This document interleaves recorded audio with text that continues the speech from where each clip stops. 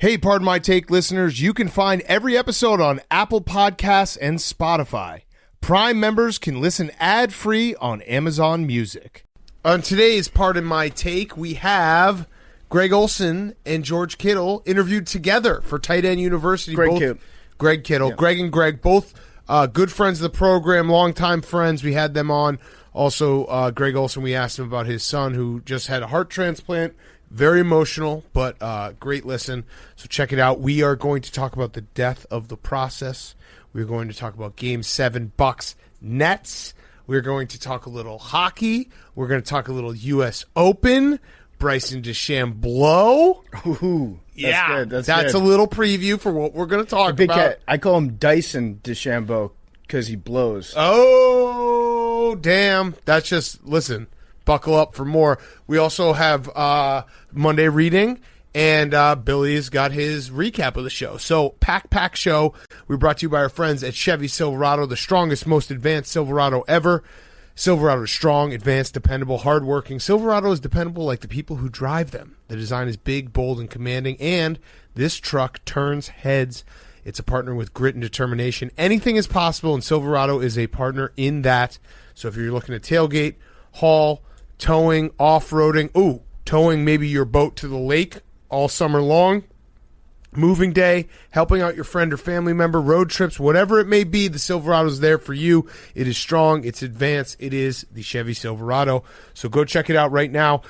And we're still running our deal. If you whisper very softly into a Chevy Silverado dealership salesperson, you say PMT or take, you will get $100 off your Chevy Silverado, a free tank of gas, and a cup of hot coffee. All on us. Just whisper the words PMT or take, and you will get the greatest truck that's ever been created, the Chevy Silverado. So thank you to Chevy Silverado, our wonderful sponsor. Okay, let's go.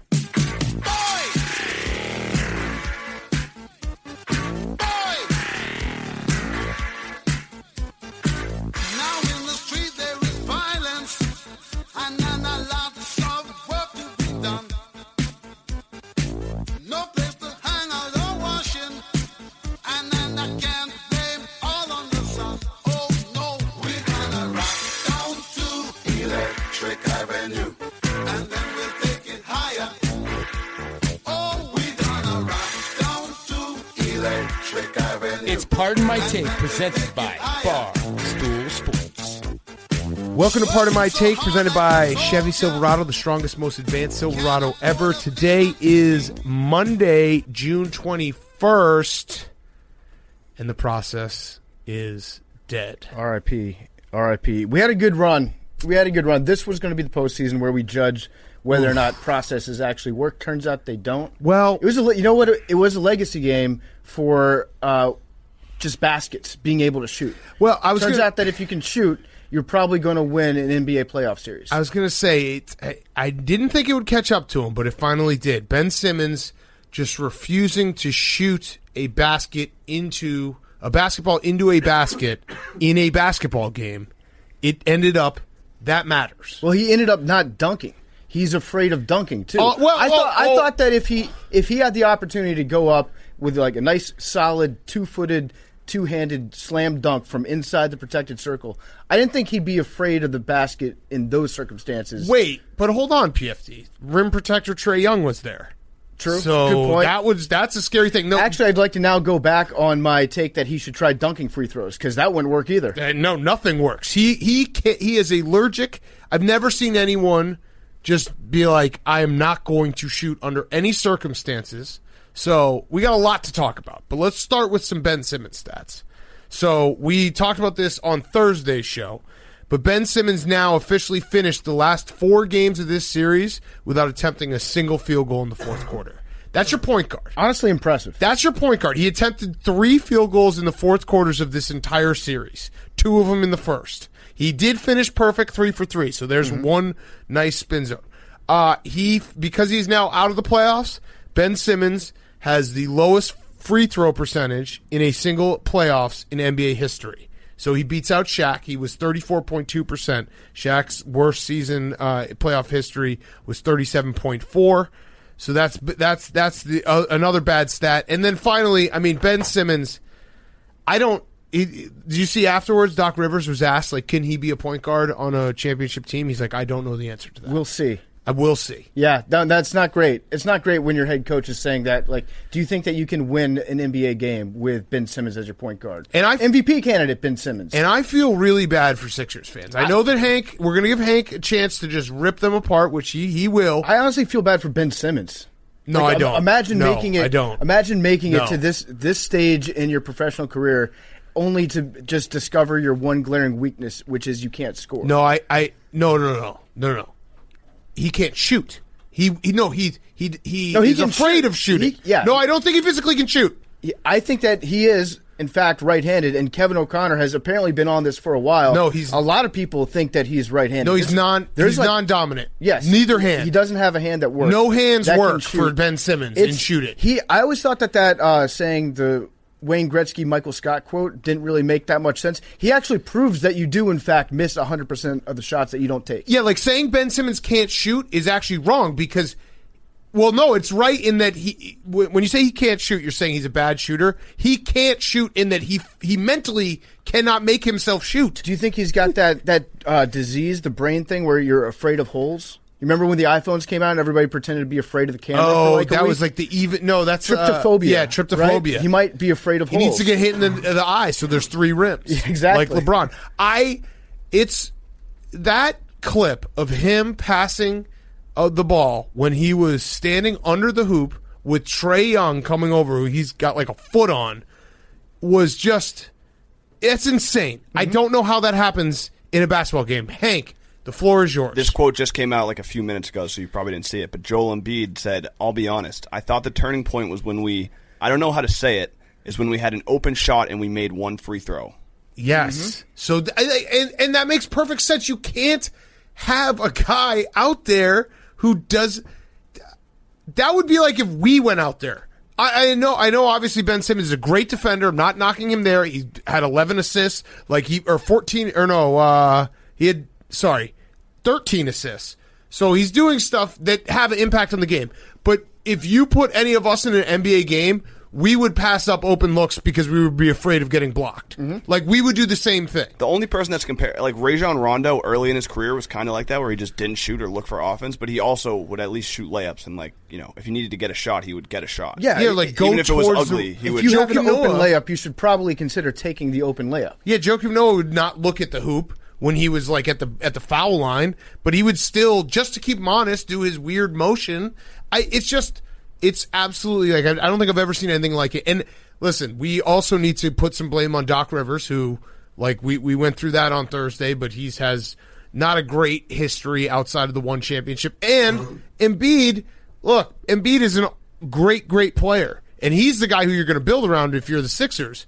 But he was so sloppy. Mm-hmm. He's just a sloppy guy. He loves falling down. I think he had 8 turnovers. I think his hands might be too big. That might be the issue. He's all fingers. He's just doing a lot of poking. And there were a few times where it was clear that he was going to be the person that was going to provide all the offense. And if you make him drive to the hole in the fourth quarter, he's going to bounce it off his shins every time. I think he has a little mental issue too. It's like they built an entire team out of Chuck Knoblochs when he forgot how to throw the ball to first base. Except the only guy who could play is Doc Rivers' son or his son-in-law, who's out there playing in Seth Curry, who actually was playing well, but that's pretty much it. And he was the one guarding Kevin Huerter. Kevin Huerter. We got to talk about the Hawks, but I want to say one thing though for the Sixers fans, because enough time has passed, an hour has passed since the end of the game. I actually think that if you're a Sixers fan, in a weird way, this is for the good. And I know that makes no sense on face value, because you can go through the entire process and you can point to a million different things that went wrong. You wish you had Jason Tatum, all these things. You wish you kept Jimmy Butler, traded for James Harden. But at the end of the day, this was going to happen no matter what. Ben Simmons does not want to shoot basketballs. But they've lost so much value with him. Of course. But it's better you find out in such a spectacular failure than to have it be like a slow, death from 1,000 paper cuts where he kind of doesn't show up for series at a time. It's better that it happens in a great big way that's impossible to ignore. But he's so young, he could go somewhere else and be nasty. But someone will think, I think he still will have trade value, because someone will think, I can fix that. I can make him better, because he still has elite levels to his game. It's just the whole point of shooting a basketball into a hoop is the game, and he just doesn't want to do that. He might be the best player in the NBA if there wasn't a basket. Yes. If it was keep away. If it was Hoosiers when they're not allowed, no, they didn't get to play with a basketball. Mm-hmm. When that scene when they got to they weren't able to practice the basketball. The four corners era. Yeah, Ben Simmons would be elite. Mm-hmm. I think that if you're a Sixers fan, in a weird, deep down way, I know how terrible this is, and that was truly horrific the way it all unfolded and the way they lost these games. I really do think there's a silver lining of like, this wasn't going to work, and now at least it has to change. Yeah, and also if you're a Philadelphian, your native mindset is always just being pissed off at your sports teams. Pop in the Super Bowl DVD. This is like you're like a duck in water if you're a Philly fan, because now you get to call into Big Ant and Angelo and be like, you got to blow the whole thing up, Big Ant. I'll take my answer off the air. You know, like this is what you've practiced for your whole life. Yes. If Philadelphia became an elite sports city, I mean, well, let's think about it this way. After they win a Super Bowl, they grease up their light poles. People climb up them. Who knows how many lives were saved by Ben Simmons not being able to shoot a foul shot? It's true. Yeah. If you're a Sixers fan, if you're a Philly fan right now, you pop in the Super Bowl DVD, you think about Chase Utley and Jimmy Rollins, and you just kind of – it's actually for the better because this was never going to work, and you hope that you get someone who can make Joel Embiid not have to turn the ball over in every fourth quarter and fall on the ground because he's the only offense. Mm-hmm. I do want to give credit to the Hawks. Kevin Huerter, max contract right now, sign it. That was a legacy game for him. And so Trae Young was terrible tonight. We can all agree. It was probably the most fascinating game to watch in that it wasn't a very great game. Game 7 Nets-Bucks was a great game. This game, though, was so fascinating because you had one guy in Ben Simmons who refused to shoot, and then you had Trae Young who was having a terrible, terrible night and still was like, fuck it, I'm shooting every shot from wherever. And, he ends up, it wasn't a great night for him. He did still make it happen with the assist. But the Hawks in general, no one picked them to go to the Eastern Conference Final. They are a great story. They're, I'm sitting here and I'm still thinking, the Sixers were a better team, but the Hawks deserve to win this series. They were resilient. They came back from those games that they won where it was just horrific for the Sixers, and they deserve all the credit, and Trae Young's a superstar. And we get to see another couple weeks of Trae Young doing just silencing crowds. The emergence of Trae Young, the troll, has been my favorite part of these playoffs, with the exception of the Suns and 4 guy. But I love watching people get pissed off at Trae Young because he seems to actually enjoy playing that role of being the heel. Oh, yeah. He's really good at it. Oh, so, yeah. I mean, I'm trying to, I was getting all worked up for Nets Sixers next round. So I'm trying to figure out ways where I'm going to pretend that I'm actually excited about Hawks Bucks. Kevin Huerter, sweet nickname. They call him Red Velvet. That's great. Which is amazing. If you're a redheaded player, you're either going to have the best nickname of all time or the worst. Yeah. It's like the most, it's an extremely polarizing thing if you have a ginger that's good at sports, because you either have to just call him the Red Mamba, like Scalabrini, but Red Velvet is just, it's the smoothest nickname. Yeah. And they deserve a ton of credit because I didn't expect this, and I was definitely wrong. And Trae Young is having that type of guy on your team who is, even if it's not going well for him, he's one, he's going to help in other ways, but 2, he's never going to stop. He has the exact polar opposite confidence of Ben Simmons. Mm-hmm. He could miss 100 shots in a row, and he will still take a three-pointer from the logo and be like, this one's going in. Yeah, next one. Ben Simmons will pass up 1,000,000 shots in a row, and on the 1,000,001, he'll be like, yep, still going to pass it up, too scared to shoot. Yeah, we got Sweet Lou Will, too. Yep. Even Pepper Lou.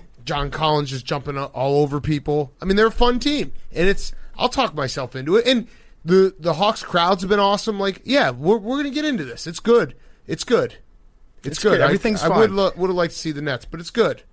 It's good, guys. Mm-hmm. Hank, do you have any last thoughts for Philadelphia fans out there? I know that it's kind of been like a tough love situation between them. Have you grown to respect them? Well, yeah, I mean, I think they tried their hardest. It's been, 20 years since they made the Eastern Conference Finals. They were so close this year, and I think eventually they're going to make it to the Eastern Conference Finals. You're going to put your reputation on the line?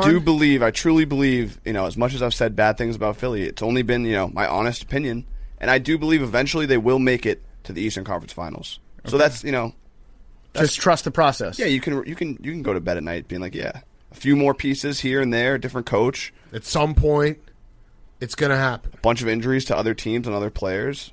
We can make it. Yeah. I wonder if Bogdanovich is. It's not like Atlanta was losing a starter or anything, and one of their best bench players. Yeah, but fuck, man, Bogdanovich is definitely.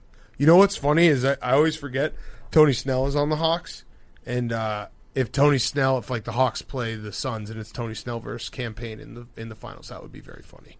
Yeah. For me, just me personally, pretty much. But the Hawks deserve credit. I want to make sure that we stop, pause, and say that this team deserves a ton of credit because they just haven't given up. Like they have been. People pick the Knicks, people pick the Sixers, and they just fucking.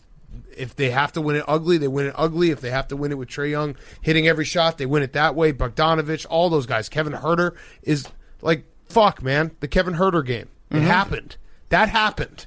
Kevin Huerter game happened. All right, let's talk Nets Bucks. So I was there. It was an awesome game, incredible game.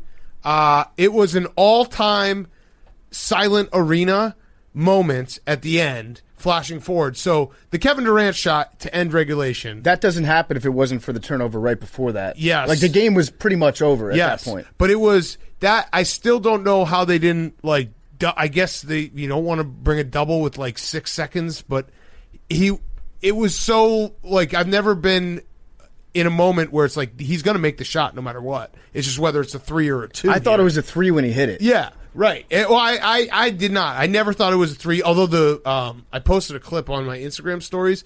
The jumbotron said 3-pointer. That's tough. Which sucks. And they brought out the ropes. Yeah. For the front row to like keep everyone off. Yeah. And then I was like, wait, that was definitely a 2-pointer.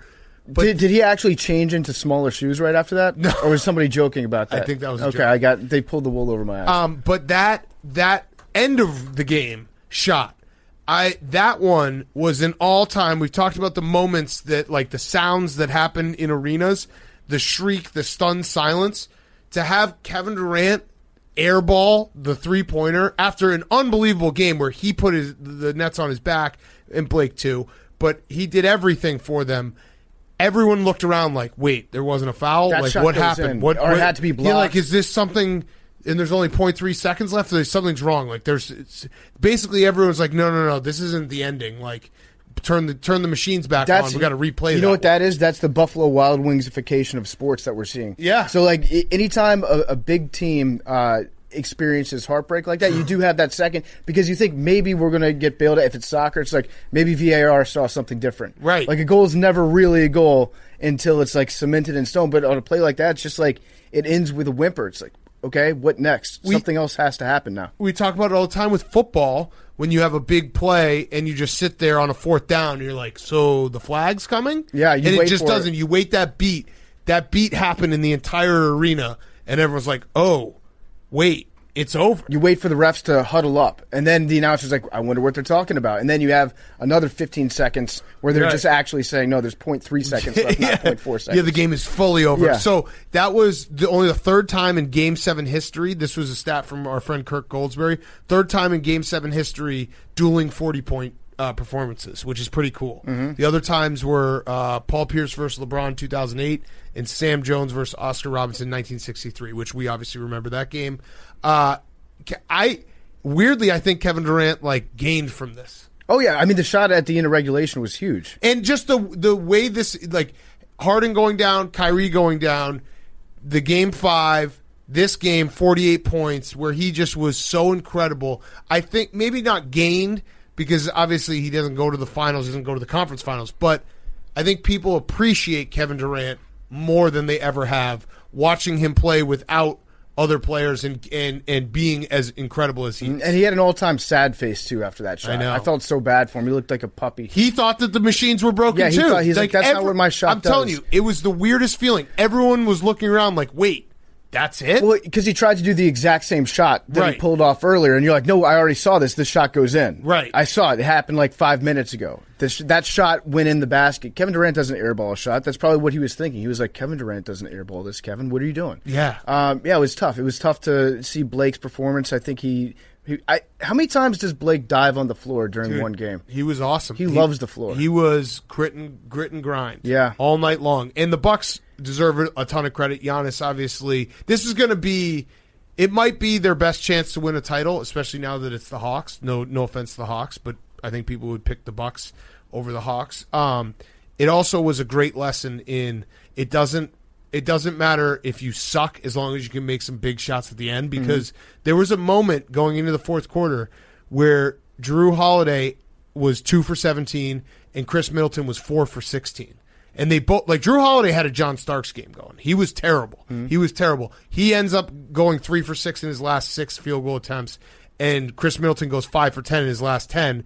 And it's like, you can suck for 3 quarters. And that was kind of the difference, is those guys started making some shots and helping Giannis out, and that made the difference in the entire game. I also like Coach Buds. Coach Buds has this look on his face all the time, like he's got resting scared face. He's just terrified of everything that's happening. He makes good moves. I think, was it a few years ago where we were lamenting the loss of Joe Prunty? Yeah. Because he was an all-time face guy? Yeah. And I think Buds is a worthy heir apparent to that. He looks like a dad who's coming down to tell the kids at the sleepover to, like, be quiet, but he's also a little intimidated by the kids. Like, there's one, he's like, there's one big kid. Yeah, down I'm there. a little bit like, they might kick my ass, but he's got the, like, kind of messy hair, the messy facial hair. He's barely slept, and he's like, hey, can you guys keep it, you know what?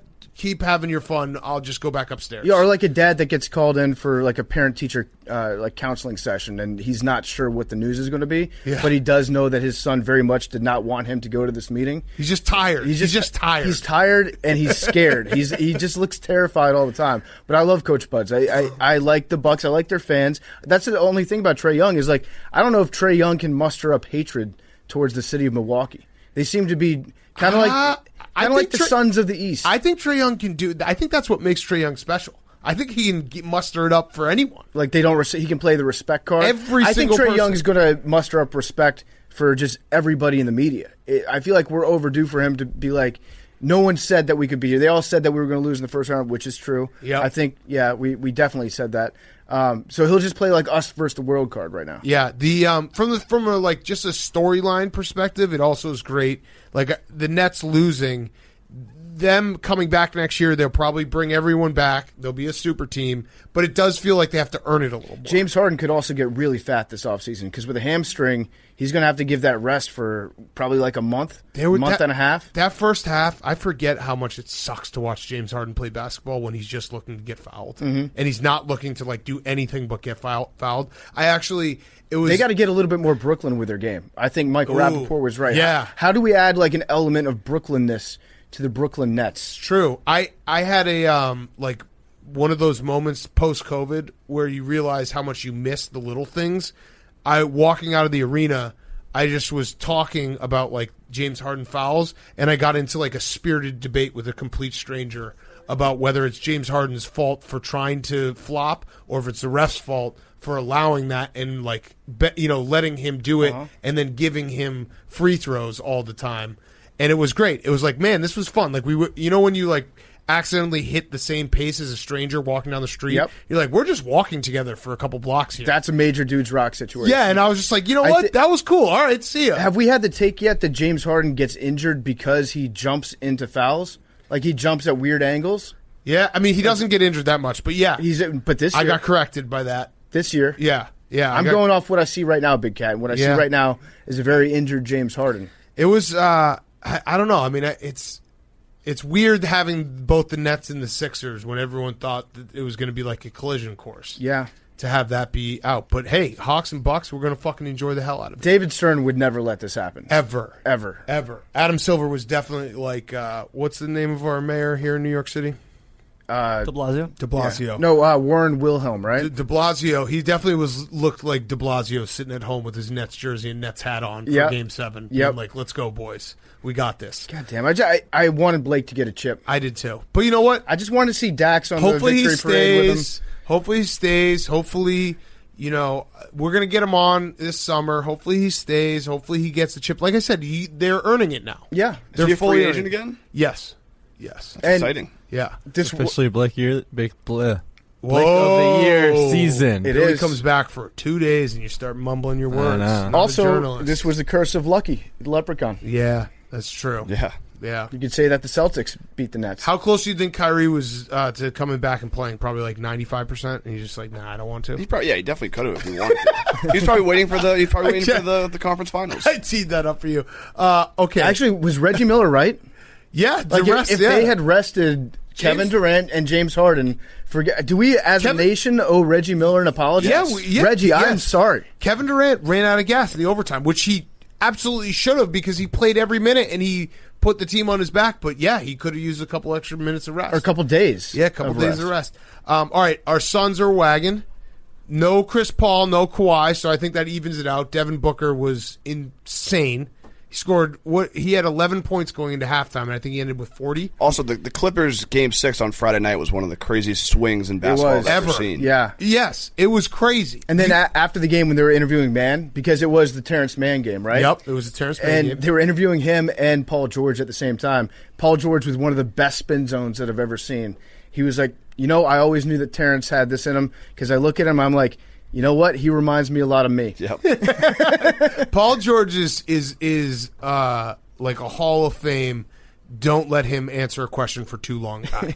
Like if he gets to more than 30 seconds, he's going to say something not like terrible, just ridiculous. No, I loved it because I could see the wheels turning in his head. It's like, dude, protect that ego. I think that's how Playoff P happened. I think he was just answering a question and he got too far down the road. And he was like, "Yeah, they call me Playoff P." And then Ballmer's pumped to be there. Ballmer is the living definition of the word pumped. Yes, he's just pumped all day, every day. What's up? If I was a billionaire like Steve Ballmer and the coach wasn't wearing a mask, like I feel like I just wouldn't be wearing a mask either. If I own the team and I was sitting courtside, he looks like he's wearing the shittiest, most uncomfortable mask. Here's my theory. It looks uncomfortable. I think he's got like some sort of immune issue. Maybe not him, but maybe somebody close to him because he's the only person that's wearing a big mask. I also think that when you get to a certain level of richness, you are like, my life is so sweet, I don't want to die. Under any circumstance. If I were his level of rich, I'd probably wear a mask all the time because I'd be like, you know what? Even a common cold, like this life I got right now is so fucking sweet. I'm not giving it up for anything. He also probably, like a billionaire, walks into a room with the unwashed masses. He's like, I don't know what these pores have. Right, exactly. Like, they don't have access to all the future medicine I do. He's got to make sure he keeps it clean. It is a very uncomfortable mask. His hug of Paul George was very funny, though. He was just. It's been a very funny hug playoff. Steve Nash and Kevin Durant after Game 5 was awesome. Did you see that video of Steve Ballmer just clapping it up in a room, just going, yes, yes, yes, just sweating through his shirt? He wakes up sweating. He makes Chris Berman look like the driest man in America. Yeah, I think the shower just never takes for him. No. Shout out White Sox Dave. The Suns, Devin Booker game. It was a Devin Booker game. All I'm saying is Suns in 4. Suns in 4. Devin Booker game. Although Suns fans, I saw there was a new fight video. Let's not make this a thing. Mm-hmm. This one looked a little less chill. Yeah, this one wasn't. We saw the full video. Like a beatdown. Like you were a half second away from a curb stomping. Yeah, it was bad. It was bad. The Suns in 4 original video, if you watch the whole video, the Suns in 4 guy had a full beer poured on his head, which, shout out the guy who got beat up, who did a post-interview. I actually respect. I've swung. I now like that guy. Because to get beat up, go viral, and then be like, you know what? I want my name and face more out there. Mm-hmm. That takes a level of lack of self-awareness that everyone should aspire to have. No, this guy just likes having his name on the internet. Yeah, he likes opening up an app like Twitter and seeing his own face on it. Right. To him, that's fame. Rough and rowdy. Anything you can do to stick around fame. He should actually try to fight Suns in 4 guy, Rough and Rowdy. We would do it. We'd put on that fight for sure. I liked how he was saying that I just got scratched on my nose and never actually got punched on it. Yeah, you can see it. Like, I'd have a black eye. I don't have a black eye. You give me another week, I'm going to think he actually won the fight. Yes. But, the Suns, they're a wagon. Do we need to ask, though, like, whose man's is that team? Is it Chris Paul's team or is it Devin Booker's team? I think who's Batman, who's Robin? I think they have the perfect age disparity where Chris Paul's old enough where he's just like... Yeah. Like, step under my wing, young guys. Who's Batman and who's Catwoman not getting her pussy eaten? I think Devin Booker's Batman. Yeah. But he also, like, probably defers to Chris Paul. I think it's like an old dog, at the end, old dog, young dog thing, where it's like the old dog knows all the tricks, but sometimes you need the young dog to go run down that tennis ball. Right. Mm-hmm. Like, that's just the reality of it. So Devin Booker is needed very much so to be that guy who can carry the team and score a ton of points. The young dog also keeps the old dog alive for longer. with the exception of Champ and Major RIP. Yes. But that's why a lot of people get a younger dog. Yeah. Because it keeps the older one active, so it's good for both of them. Yeah, so 40-point triple-double for Devin Booker. Insane game. Like I said, he had 11 points going into halftime, and then he just went off. And playoff B's been playing really well, but not enough for Devin Booker. He's playoff okay now. Yeah, I mean, he definitely deserves all the credit for that Utah Jazz series because Kawhi got hurt, and that was it. When is Chris Paul coming back? We don't know.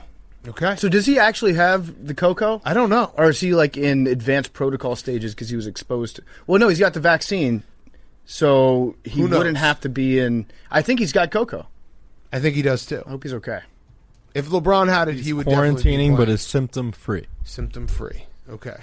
Devin Booker's got this. Have you seen the cars that Devin Booker drives into the arena every day? It's fucking awesome. Is it one of those spiders, one of those three-wheelers? Oh, he has a different one every time. That's cool. And they're all like old, souped-up Cadillacs. It's got to be tough for Ben Simmons, too. Like, that's his ex-girlfriend's now dating Booker. And Booker actually like knows how to shoot a basketball into a hoop. Mm-hmm. Right. He can find a hole. Part, yeah, that's the part that really kills. That's an upgrade. What is Ben Simmons? What do you do? Someone I saw on Twitter, Markelle Fultz also couldn't shoot in Philadelphia either. True. Yeah. True. Maybe you just got to change of scenery. But can he shoot in Orlando? He learned how to better. shoot. Sort of. better, but... I remember Markelle Fultz literally was broken. Was on it. Yeah, yeah, he was totally broken. He is a little more fixed. Yeah. So what about a hypnotist? That's what I would go for if I was the Sixers. Just like get the Men in Black thing and erase their entire memory of this entire playoff series. Do you know what the problem is? I actually am now talking myself into like I kind of want Ben Simmons on the Bulls, just because he's 6'10" and plays great defense, and like oh my god, the skills that he has. If he could ever learn, I think he's going to be getting paid a lot of money and be on like 4 or 5 teams, and every team's gonna be like, if we can teach him how to shoot, he could be one of the best players in the NBA. Yeah, how old is he right now? He's 25. So that he could be. Yeah, you can 24. learn how to shoot. Chris Paul learned how to shoot. Rajon Rondo learned how to shoot. He knows everything else. Yeah. He has everything else. It's just the shooting part, which is important. We should keep stressing. Yes, it's very important. Very important. I think more important than the shooting is the mental aspect of I don't want to shoot. I think he just doesn't like shooting. Right. Oh, man. All right, hockey talk real quick. Golden Knights tied up the series with the Canadiens, which actually kind of sucks. I thought the Canadiens were up until late, I think, in the third period. They blew that one. They got the own goal, the flurry. Oh, they did? He was trying to clear the puck behind the net, and it like kicked out, and they just scored it. Well, that was with like 30 seconds. That was the last game. Tonight they won in overtime. Yeah, the Knights won in overtime. They benched Fleury today, which is something that no one really saw coming until what's been happening in the playoffs with him. He's doing whatever the opposite of standing on your head is. He's had like a real sting. It might be a thing where they could come back, beat the Canadiens, and then Fleury's back in net next series. And then the Islanders game was incredible, that ending. I made a point of going home and watching it after I left the Nets game, and it was like I saw everyone tweeting about it, and like, nah, it can't be this good. And then I watched, it was like, how the fuck did this happen? So that was incredible. And shout out all the people who, when I was like, when Game 7 is going on, and it was incredible, and everyone was talking about it, and I was like, this game is awesome. Shout out the guys who replied and were like, you're talking about hockey, right? Because the hockey game's better. Mm-hmm. Just always a competition. I love that. I appreciate that. It's good to keep that rivalry fresh for everyone. But that Islanders game was awesome. And we might go to the Collie on Game 6. Maybe last game ever, right? Yeah. Yeah. Should we go? The old barn. Close the barn down. Get loud in that place. Butter knife? Could be the move. There's just really... There gotta be a butter knife situation. You cannot be able to butter knife our way in there. Just pee before you go. Because there's like 2 bathrooms in the entire arena. And you have to walk all the way around in the concourse to get sinks? to them. I assume Trash they have cans? sinks. We might just have to dipe up for it, boys. Trash cans work. I didn't break the seal on Saturday night until like the end of the third quarter. I've never been more proud of myself. That is still got impressive. it. Like a still got it situation. So I don't know if they still make it. There was this invention like 10, 15 years ago called the Stadium Pal. And what it was essentially just like a condom that you put on the tip of your pee-pee. And then a catheter. And then it had like a tube that ran to a bag on your side, so you could go to a game and just piss on yourself all day. Yeah. We should do that. We should do that. We should dipe up with the Stadium Pal. Absolutely. All right. Should we talk some U.S. Open? I'm happy that we can talk U.S. Open because there was a moment on Sunday afternoon where if I were allowed to tweet such things, I would have tweeted if Bryson DeChambeau wins this U.S. Open, I'm going to kill myself. Mm-hmm. I didn't tweet it because you're not allowed to tweet it. They would have banned my account. But I was thinking it at that moment.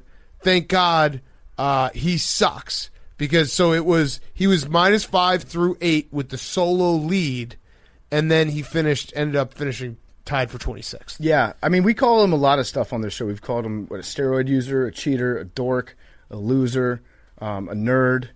What else have we called him? Snowman. We call him a lot of stuff, but we've never called him a quitter until today. Mm-hmm. And he quit when his giant cleats didn't save him. What was the 13th hole on that drive that he hit? His foot slipped out from under him on his left foot. At that point, Bryson was like, "I don't want to be out here anymore," and he quit. He is a mentally weak golfer. Yeah, which we already knew because he's like having heart attacks because somebody's calling him by the wrong name. Right, but.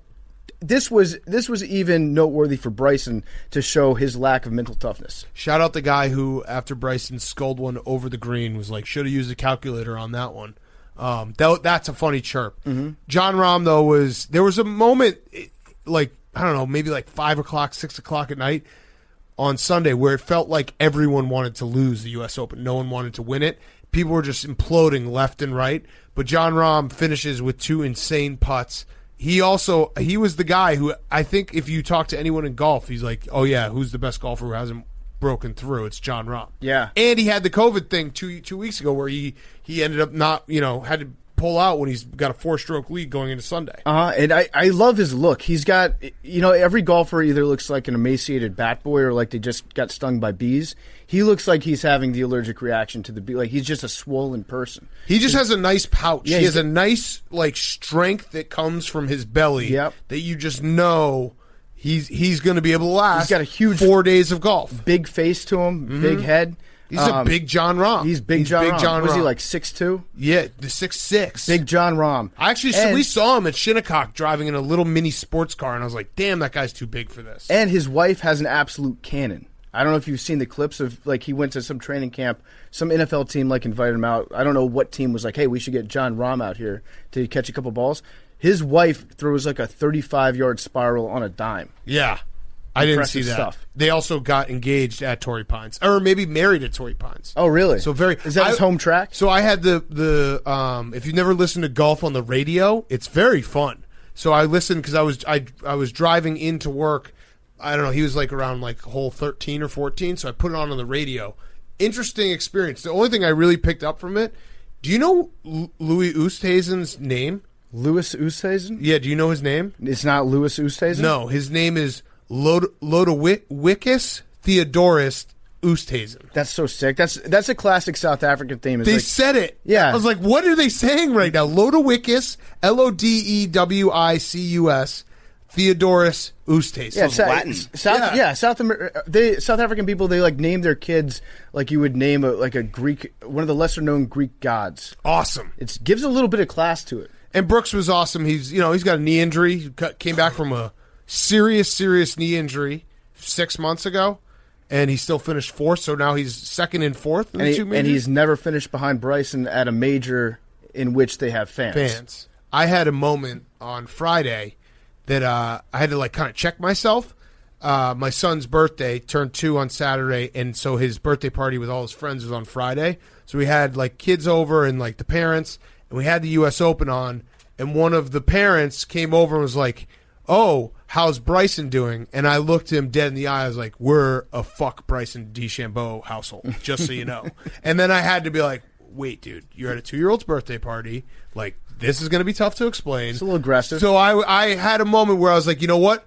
Maybe I need to cool off on the rivalry. No, you got to.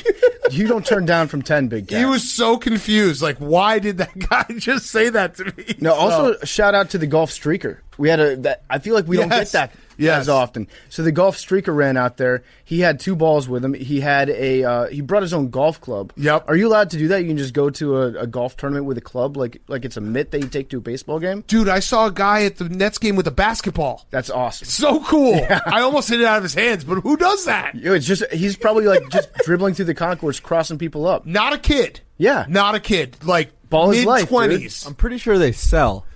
It was not a sold one. It wasn't like a team logo. Nope. It was a standard. It was a Wilson or Spalding ball is truly life. I'm going to this basketball game. I'm bringing a basketball. Oh, also, Jake, put a reminder in the file for us to bet the unders on all the first week of NBA games next year because they're switching balls. There we go.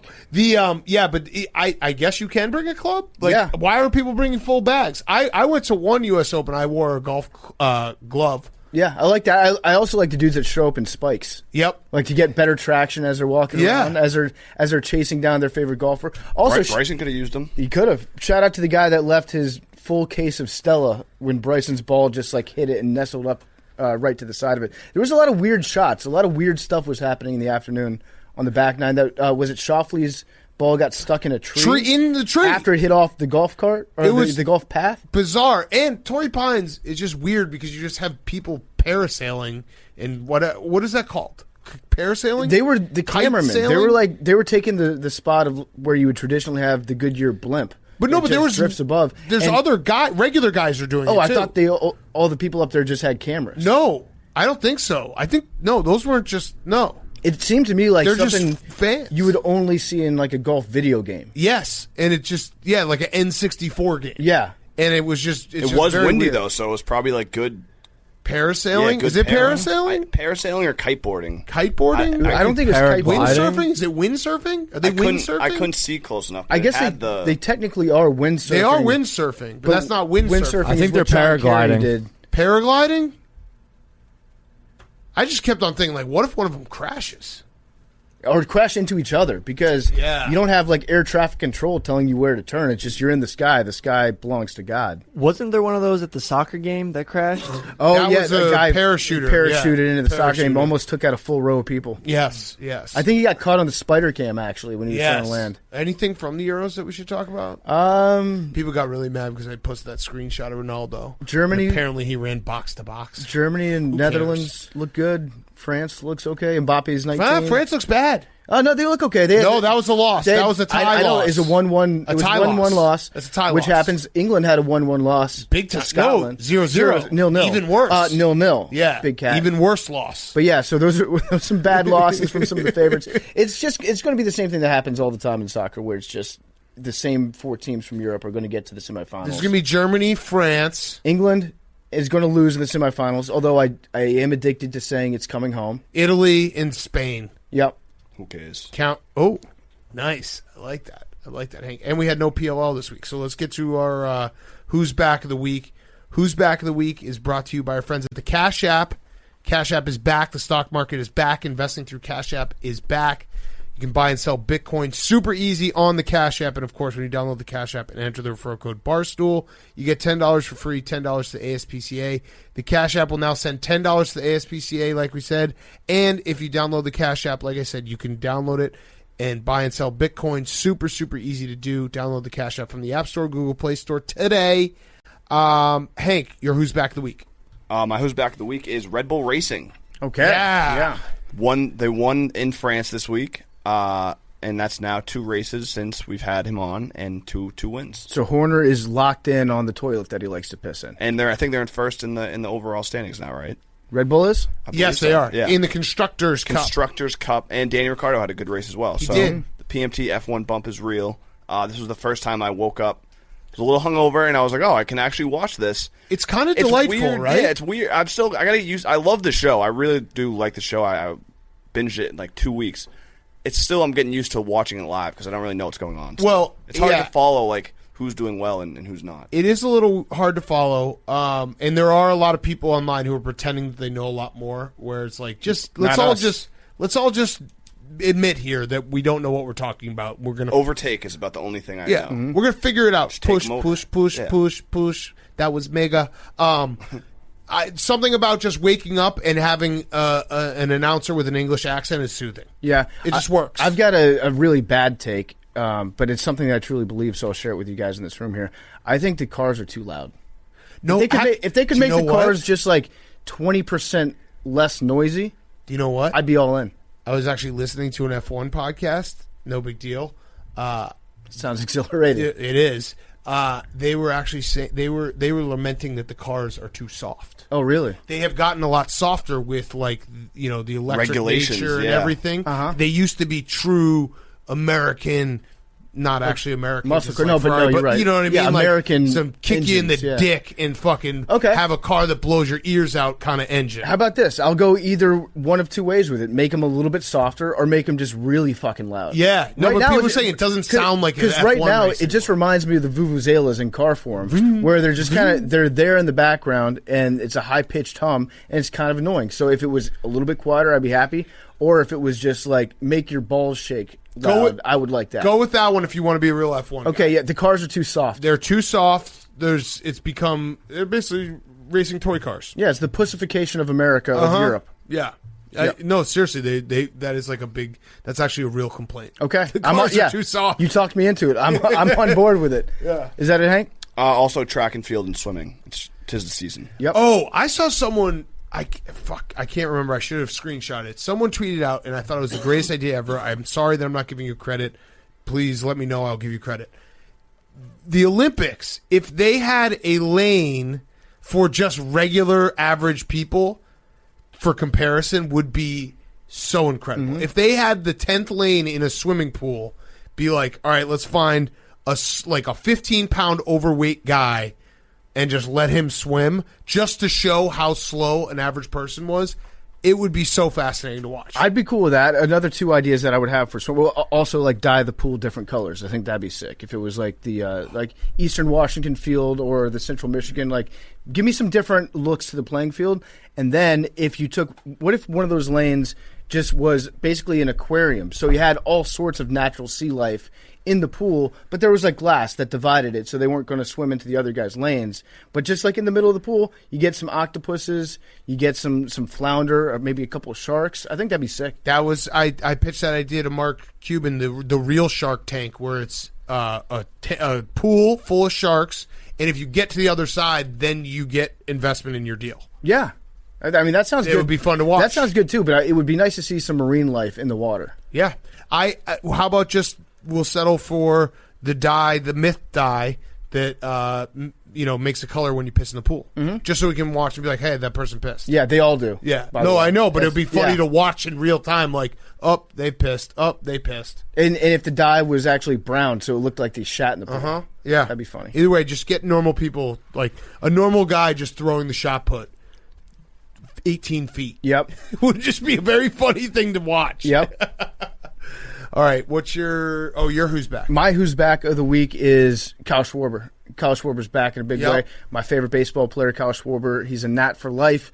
We love him in this city. We're going to keep him around. We're going to do whatever it takes to keep Kyle Schwarber home in D.C. for as long as we can. He embodies D.C. He embodies D.C. I know culture. you're trying to troll me, but you can't troll me. No, I'm not. I'm saying I love him too. He's right, amazing. But I know you're trying to troll me. Look at that guy's face, and you're like, that guy okay. is an East Coaster for life. What I'm saying is, I love him. I'm happy that he's doing well. Like, he's the type of guy 3 taters that I don't like. He could go to any. He could maybe even. I would even say.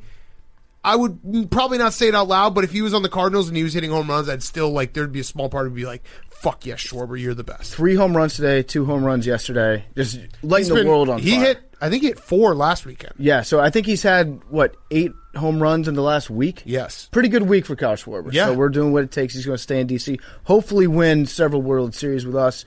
Go into the Hall of Fame as national. Mr. Nat is what we're calling him. Got it. Kyle Schwarber. My other who's back. Again, you can't troll me. I'm not. I'm saying I love Kyle Schwarber. You're not. Kyle Schwarber is great. You totally watched every Schwarber at bat. I watched him today. I have an alert that's set up. Like, remember when they used to cut in to Mark McGwire when he was in the home run chase? When Schwarber's up, it's like I call him Schwarbombs. And so he's hit a few of those. I'm really enjoying it. And then my other who's back of the week is burner accounts, because Josh Allen allegedly has a burner account. He was joking. Was he joking about it? Definitely. Are you serious? Was he kidding about it? For sure. Wait. I read Billy's blog about it. Oh, my God. All right, let's keep going, because that was like the biggest joke of all time. My blog said it was a joke. Oh, okay. Okay. I didn't read all of Billy's blog. But I was hoping that Josh Allen would have had a burner account. No, it was a very clear joke. Okay. Clickbait move. Clickbait move on Billy's part. And you got clickbaited by Billy? I got clickbaited by Billy, yeah. Wow. Okay. My who's back is actually Billy, because I was walking by the kitchen and he was completely seriously telling Hank that he should do a little cycle of HGH. And it just felt good going from last week, we were eating 26 papadillas, to this week, we're back to like having someone just constantly push steroids on us. Well, and yeah, I like that. He's my six-backs coach, and that was one of his suggestions. I'm open to anything. People are saying you got to do it natural. Yeah, I mean, I obviously said no to the steroids. Yeah, right. Okay. I am open. Good. My ears are open. What about the HGH, though?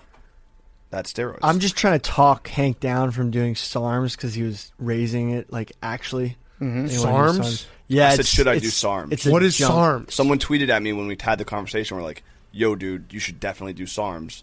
So then I sent to Billy. It was like, should I do SARMs?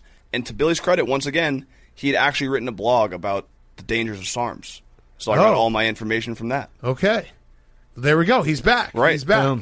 All right, Jake, you're who's back, and then we're going to get to George Kittle and Greg Olsen. Yes, triple plays are back. Oh, saw this. Yeah, the Yankees had a walk-off triple play today. Has to be the first time that's ever happened. You tell us. No. I don't know if you can have a walk-off defensive play. You tell us. I know, yes. No, game-winning triple play. I think it counts. I think it's a walk-off. It's a game-winning triple play. Yeah. Boy, you tell us. Okay, I'll do the research. It's happened before. Tim Kirkchin he was talking about earlier today. I think he said it was 2009, maybe. What are you doing with the mic here? I'm trying. We got some technical difficulties. Thank you. It was sick, though. Triple plays should replace no-hitters because they're cooler than no-hitters. I think you should be able to get a run for a triple play. What do you mean? On defense, you should be able to score a run if you get a triple play. Yeah. You should also be able to try to get a quadruple play. That's where a run should happen. Mm-hmm. So just keep, like if it's bases loaded. Try to get everybody out? Try to get everyone out, even though you don't need to. Oh, like a pass ball strikeout. No, that's what it should be, though. It should be if you can get to 4 outs, then you get a run. Okay, yeah. So you can do a double play. Yeah, if there's a 1 out, you get a triple play. That should count as a run. I like that. Yeah. So you're always just trying to get the extra out. You should absolutely figure out a way to score on defense. Instead of giving us like 6 more designated hitters, like I'm sure Manfrotto is going to try to do at some point this year, just give us what the fans want, and that's defensive runs. 4 out. Yeah, so if there's 2 outs and you get a triple play, that should be 2 extra runs. Yep. That's all baseball. I'm still looking if it's first. It's right up there with the free throw idea. Write that down. Well, no, we know that this one's not legal. The free throw thing, I knew that wasn't PFT legal. Wouldn't listen to us. Jake, you got it? It's the first time in Yankees history they turned a triple play and won via walk-off. We're the only team? Yeah, the only teams in the Yankees? 27 rings. This is a complex stat. Wow. What? It's a what stat? Complex? Bonk. Complex? Yeah, there we go. There we go. Yeah. Don't teach you that, Syracuse? No. All right, I've been bad with pronunciations today. Yeah, you okay? Yeah, I'm good. Sure. Yeah. Okay. All set. All right. I'll get the answer for you soon. All right, perfect. All right, let's get to our interview. We got Greg Olsen, George Kittle coming up right now. They got Tight End University coming this week. And we're brought to you by our friends at Simply Safe. Simply Safe home security founders Chad and Eleanor Lawrence designed their first security system in their kitchen. They did it for a very personal reason. Their friends had just had their home broken into. They were struggling to find a security system that was simple to set up and would make them feel safe again. So making people safe is what Simply Safe has been doing ever since that moment 15 years ago. A passion to protect people not only drives every engineering detail in its products, but it motivates every interaction with its customers. And the thing is, Simply Safe just makes it so easy. It takes about 2 minutes to customize a system on their website, simplysafe.com/PMT. Simply Safe has highly trained security experts ready whenever you need them, whether that's during a fire, a burglary, a medical emergency, or even just when you're setting up the system. There's always someone there who has your back to keep you safe and make sure you feel safe. To learn more about how Simply Safe can help protect you and your family, visit simplysafe.com/PMT today to customize your system and get a free security camera. You also get a 60-day risk-free trial, so there's nothing to lose. That's simplysafe.com/PMT. Make sure your family is protected. Make sure your home is protected. And you have the peace of mind, especially in the summer when you're traveling. So go check it out, simplysafe.com/PMT. Okay, here they are, Greg Olsen and George Kittle. Okay, we now welcome on very special guests. Thanks for that clap there. This sucks because we have Greg Olsen and we have George Kittle, but we call George Greg, so like now my brain's already confused. But we have Greg Olsen and George Kittle. They have Tight End University coming up this week, so we wanted to get them on because they're both friends, longtime friends of the program. Greg, I wanted to start with you. Can we do the sentimental stuff at the end? Because I don't want to cry at the beginning of the interview. Son, done. Okay. All right, but we will do that at the end. Whenever you want. It's your show, bud. How was your Father's Day? It was awesome. I spent it watching my oldest son, play baseball in Charleston. Okay. So it was actually pretty awesome. And a pretty special Father's Day because but we'll do that at the end. Do we want to do that? No, we'll do it at the end. I think we're getting into it. No, now. we're going to do it at the end. I want to give the people a tease. All right, so Tight End University, who decided that this is what you guys are going to do, and was it like some kind of, hey, tight ends aren't respected enough? I'll start with you, Greg. That was confusing. So George. Oh yeah. So wait, why do you call George Greg? We just started calling him Greg for it. It felt like it fit, to be honest. And then right after we started doing it, great name. Everybody else started calling him Greg by accident. It was like I think ESPN wrote an article, and then the headline, it called you Greg Kittle. I think what it was, and this is going to be no offense to George, but I think we also were like, George is just not. That's not the name of a dude who's just like throwing people off of him and truck sticking people. That's like. A king in England or a bulldog. Like, those are George's. Greg, George just doesn't fit the style that Greg plays. Well, hey, I will say I do use Greg on my my Uber, my Lyfts, and like DoorDash. It's Greg Kittle, just so people don't know it's actually me. Oh, wow. They'll never really figure that out. In disguise, yeah. Love that. All right, so back to the question. Tight End University, tell us how it started and why is Gronk not invited? Whoa. He was invited. So we'll clear the air on that. We'll get to that in a second. But, I mean, really what happened was back in March when I announced my retirement, George Kittle, he just sent me like a, congrats, man, good career kind of thing.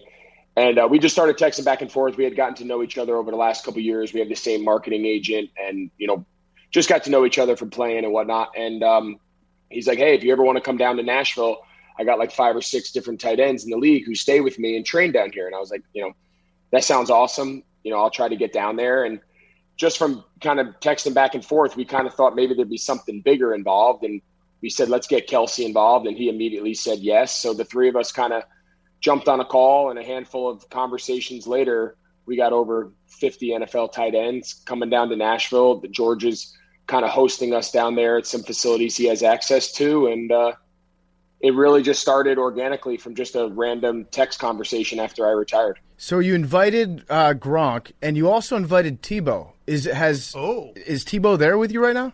So I'm going to let George take this one. So nothing against Tim Tebow, but I found it hard to invite. I wish nothing but the best for Tim Tebow, and I hope he has a fantastic season playing tight end.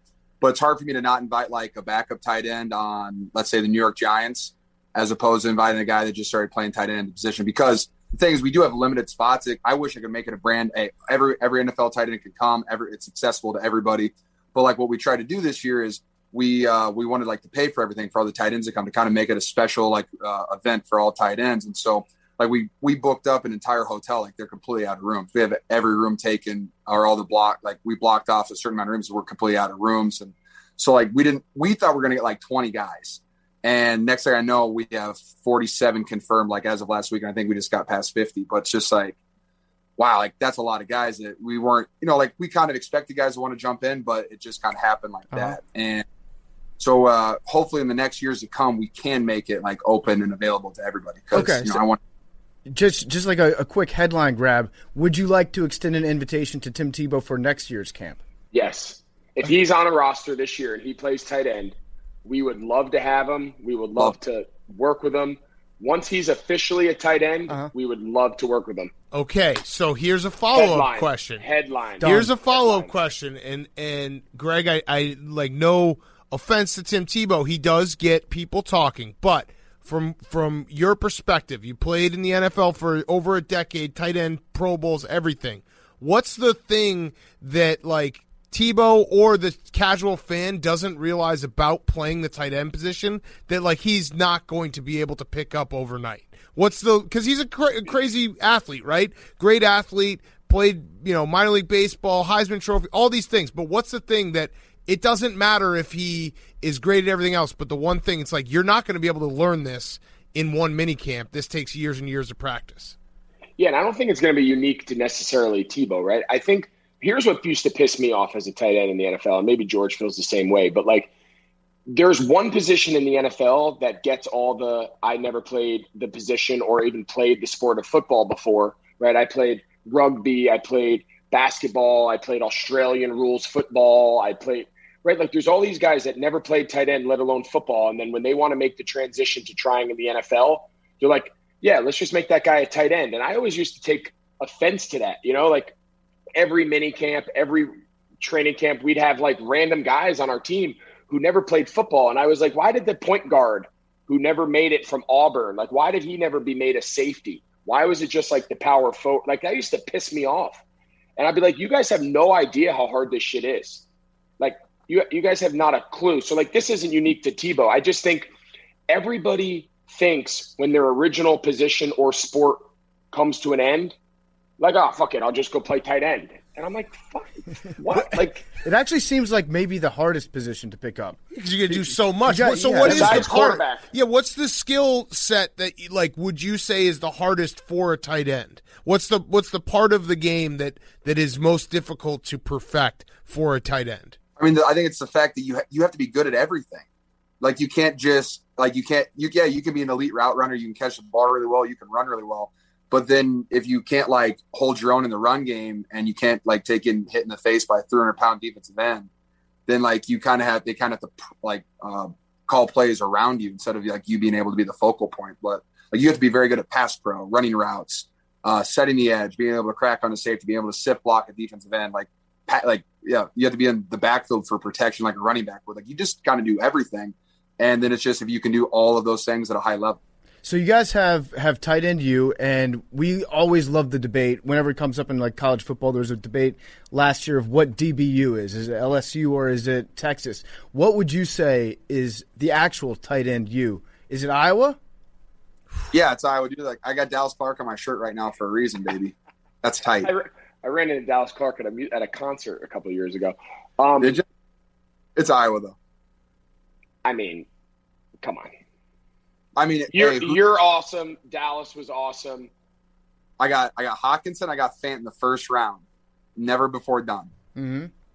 Facts. So I within like last 10 years. Are we saying like NFL career, like accomplishments, like what are we basing? Because I mean, if you want to talk, I mean, Miami went 5 tight ends in a row who were drafted in the first round, and like the only guy who wasn't was drafted in the second round. Mm-hmm. When was that? That was pretty recent, right? Well, going back to Miami lineage, right? You have Bubba Franks first round, Shockey first round, Kellen Winslow first round, Kevin Everett second round, me first round.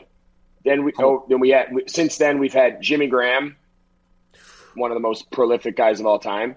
David Njoku was a first round pick, career still kind of developing, but he's coming to the camp like super uber talented, kind of building his career up in Cleveland. I mean, we've had dudes now. I mean, okay. I like your counterpoint. Here's a counter to your counterpoint. Maybe don't say Kellen Winslow when you do the list. Yeah, it's always uncomfortable. That's always a tough one. You had me with Bubba Franks, all-time football guy name. No, we're like Peter King. Yeah. Strictly on the field. On the field only. Is the only thing that we'll discuss here. The Kellen one is that's tough. Well, no, you were talking about his dad. Yeah. Kellen Winslow Sr. Yeah, that's who we meant.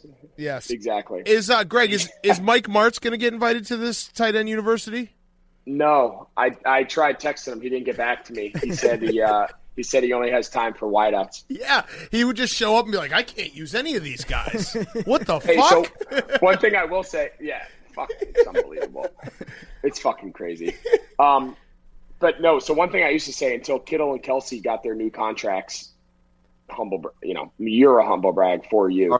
The joke used to be, like, back to what made tight end hard. Like, the joke used to be, like, you have to block the same guy as the tackle, run routes and win versus the same guy as the wide receiver, and they pay you half.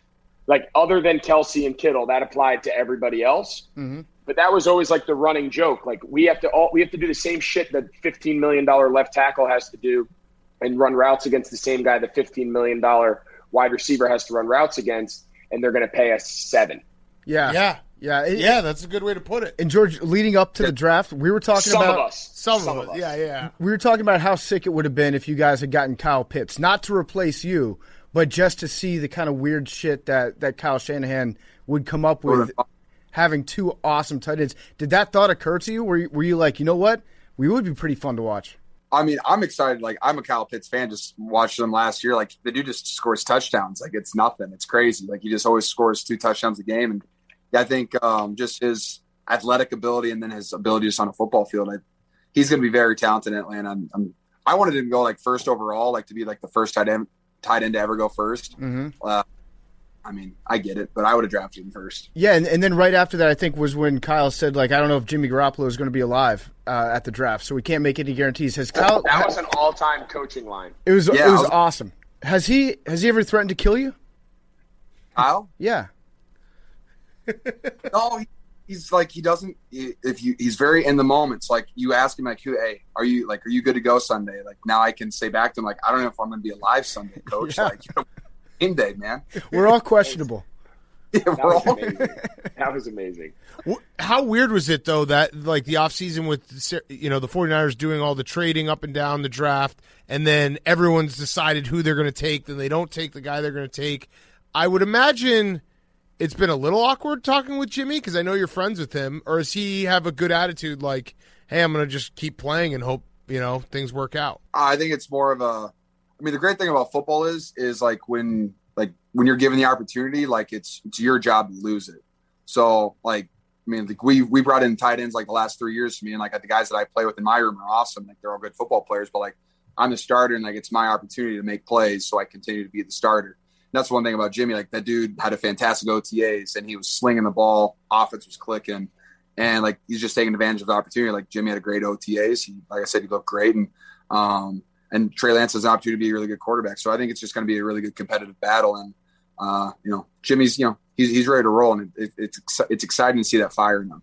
One thing I love about your tattoos and the evolution is we get to look back at, like, all the pictures of you when you're playing, and we can pretty much pinpoint exactly what year it was based on the picture of your arm. Have you gotten? I know you got. Was it the Halo guy? You got Master Chief on there.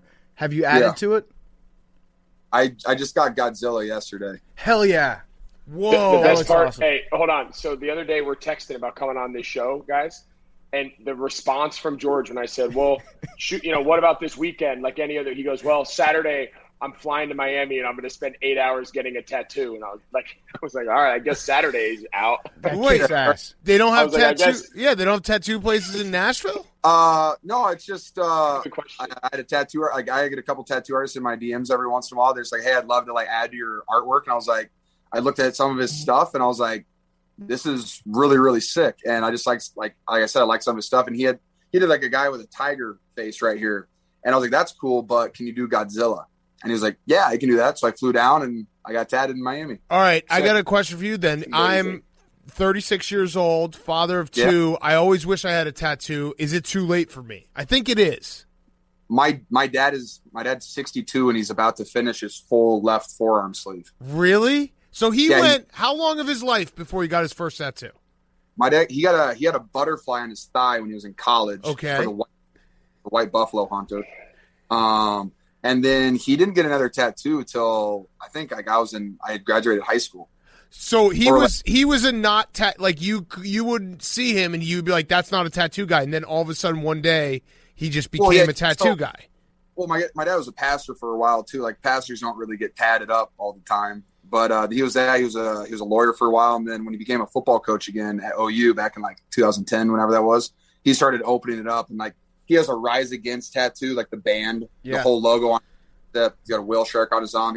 He's about to do like some type of tribal water tattoo on his rest of his forearm. He's ready to roll. So I can do it. Yeah, maybe I got to become a football coach. What's a good starter tattoo for somebody in their mid-30s? Maybe a single teardrop. Yeah. I don't know. Maybe get something connected to you, I don't know, like your son's birthday. Yeah, look at you. Nice. There you go. Yeah. That's good. Yeah, maybe start with that. Something that people can't make fun of. Yeah. Yeah, you're right. We're gonna. I have one of those too. A what tat? An ass tat. You do? Let me see it. Of what? No. It's my college address for my freshman year. I kind of want to see it. Come on, let's see it. I kind of want to see it. I kind of want to see it. We'll blur it out. Be in Tennessee on Wednesday night, and I'll show you then. Wait, no, you got to show it. Seriously, I need you to show me your ass when we get there. First thing. No, show it right now. You know that this is you can't. If you guys are doing promo on Bleacher Report or Florio show, you can't do this. So you could do it here. Show us your ass. No, seriously, show us your ass. Show us your ass. No, show us your ass. I'll show you my ass. Yeah, we'll show our asses here. No, that's different. What? That was the corner of my ass. I don't Boom, have a TV. There's a lot of PFT's ass. He went full crack. Hey, I only went a little. We're all showing asses here. The best part of PFT's ass shot right there was his microphone was perfectly in his ass crack, so you don't even need to blur it. It was like he did it on purpose. It smells funny now. Hank would do it, but he doesn't have an ass. Yeah, come on. Oh, damn, that was me. Wait, show us your ass. Go ahead, George. Show us your ass. I'll come whenever you guys come down for Grit Week. No, you know what? I'm going on strike in this episode. I'm not going to say another word until I see George Kittle's ass. Just show us a peek, a little peek. Hey, our sponsors need to see your ass. Yeah, the sponsors of TU need to see your ass. Influence on. My wife's looking at me through the window right now, and I'm going to pull up my ass. She knows. Listen, she's seen it. I like Greg, retired Greg. Oh, there it is. Oh, okay, that's nothing. That's upper ass. 830 Miller. Yeah, that's good. That's lower back. Yeah, that's fine.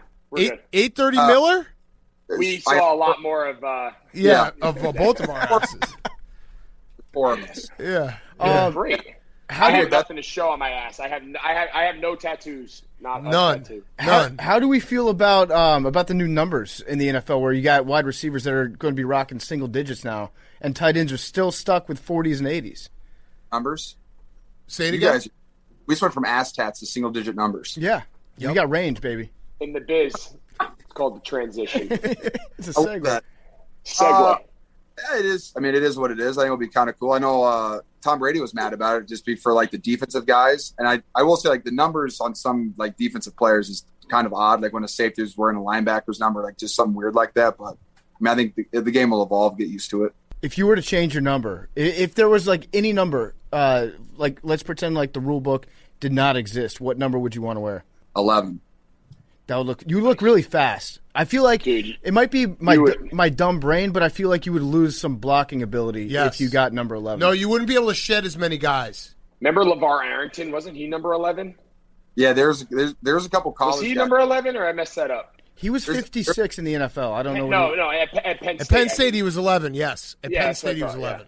He was unbelievable with that neck roll number. Dude, you would be You know how lean you would look. You know how they say long, skinny numbers make everyone look lean? Yep. Dude, you would look unbelievable in number. I would be number 4. That was my high school number. That's where it all started. Big 4.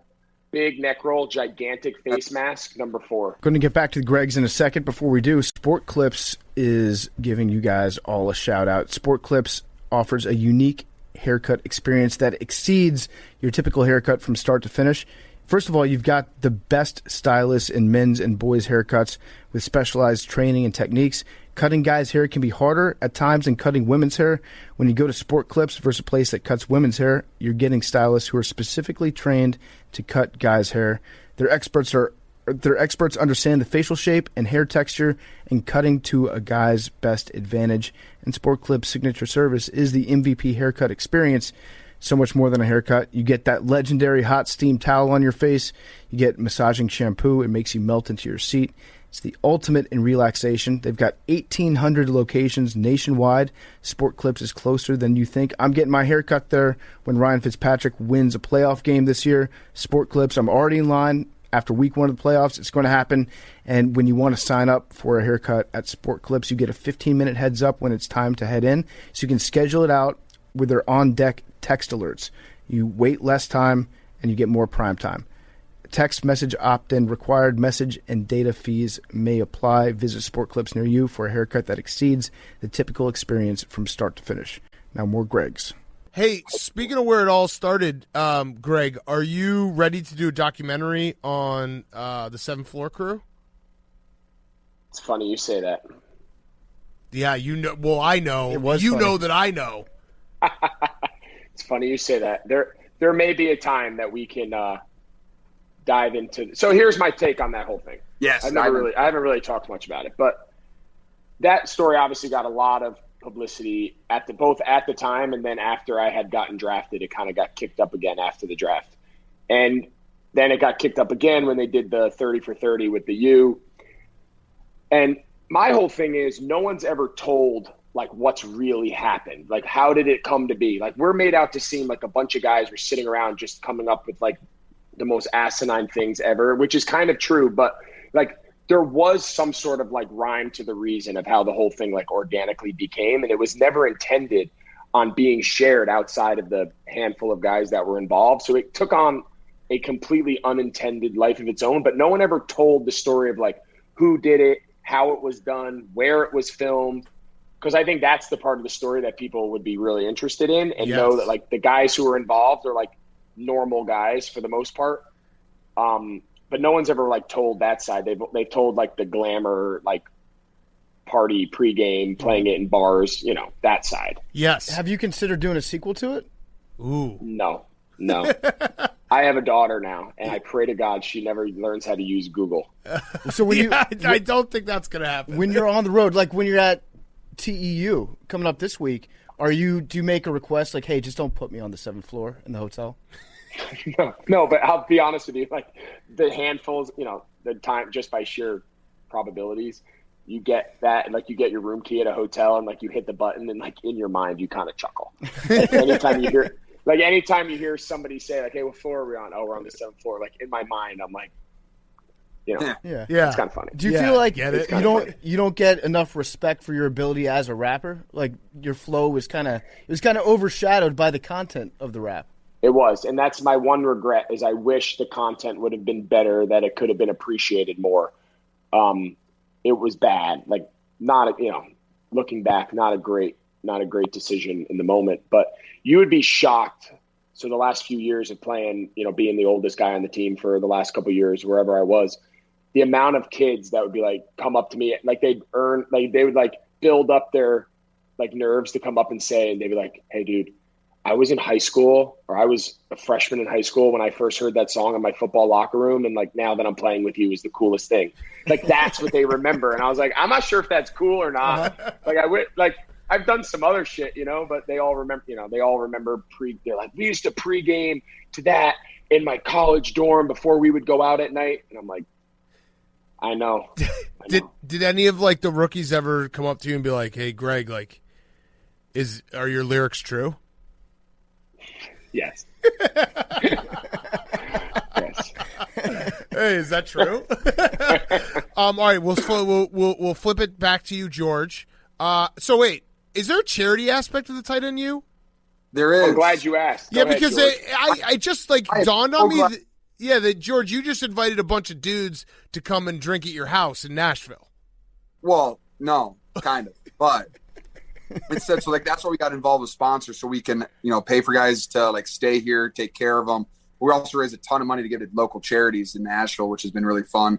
You know, we've been able to work with Levi's. Bud Light's been huge for us. Like, they're giving us free Bud Light for all the events. Tell them what you're doing after. We'll bleep out that, by the way. We're a Coors podcast now. Mountains are blue. Thank you very much. Bud Light Seltzer, all that good stuff. But have Bridgestone's coming in to bring the Boys and Girls Club in, and we're gonna like just play some go through some drills with them. Body armor. Yeah, body armor. Love you that, can say that. We're body armor guys. Armor. Yep, you could say that. So they were the first sponsors. So when we were kicking it around, to George's point, we were kicking it around, and as the numbers started growing, we're like, all right, we got to bring in 50 guys, put them up in a hotel, feed them, transportation.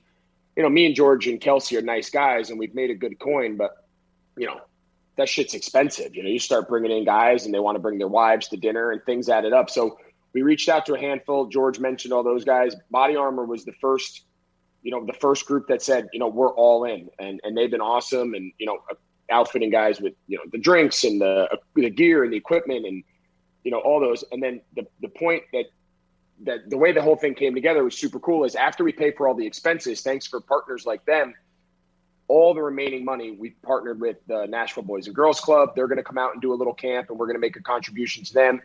So we're going to have, all this leftover money. George and I and Kelsey, we make no money from this. All the remaining money that doesn't go towards giving the guys a great experience for the 3 days, all is being given away to charity, both locally in Nashville and also throughout the country. So we couldn't, without those sponsors, especially, with Bud Light, sorry. No. Body Armor, Body Armor, Levi's and Bridgestone, like all of those groups coming together to understand like what we're trying to build here. A lot of other people are going to benefit as a result. Yeah, that's sick. And in the kid aspect of like kids coming out, and maybe this will be like a little foreplay to the real sappy stuff we're about to do, but kids coming out and like playing football with a bunch of pros, you can never get enough of that. Have you guys had a moment yet? Maybe not you, George, but Greg, I'm sure you've had it where have you had a moment where you were maybe at a camp with a kid and then that kid like ended up being in the NFL or maybe playing college football and like you were able to be like get back connected with him like holy shit, like you had an impact on my life. Like on social media, I've had people send me like a picture and say, "Hey, I met you at the Gatorade camp in 2008 when I was a sophomore in high school or a middle school kid, and I just got a scholarship to wherever.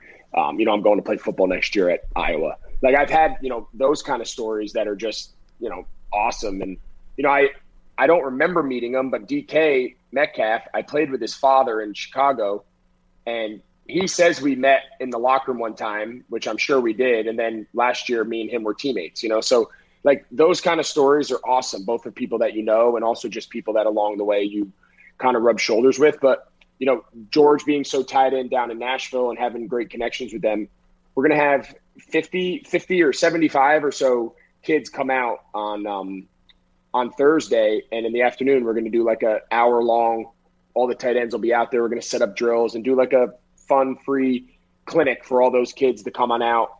And we're going to take like an hour pause from our itinerary of tight end U to kind of spend the afternoon with those kids before we get back into the classroom sessions and the video prep and all that stuff that we're going to do with the group. So it's going to be super cool. So how does that work when you're going to be kind of teaching some of your competitors? Like I know for you, George, like you're going to be playing against these guys this year, and probably you too, Greg, because you always do that thing where like 3/4 of the way through the year, people are like, "Oh, I bet Greg Olsen could come back and make a roster."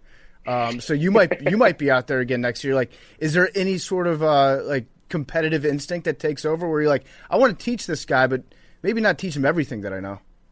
No, I mean, dude, when one tight end succeeds, like when we're all succeeding, then everyone gets to benefit off of each other, whether that's from guys playing well and getting contracts so the tight end position gets paid more and more. I mean, like a big part of that, tight ends have been making under $10 million forever. And like we just kind of broke through that.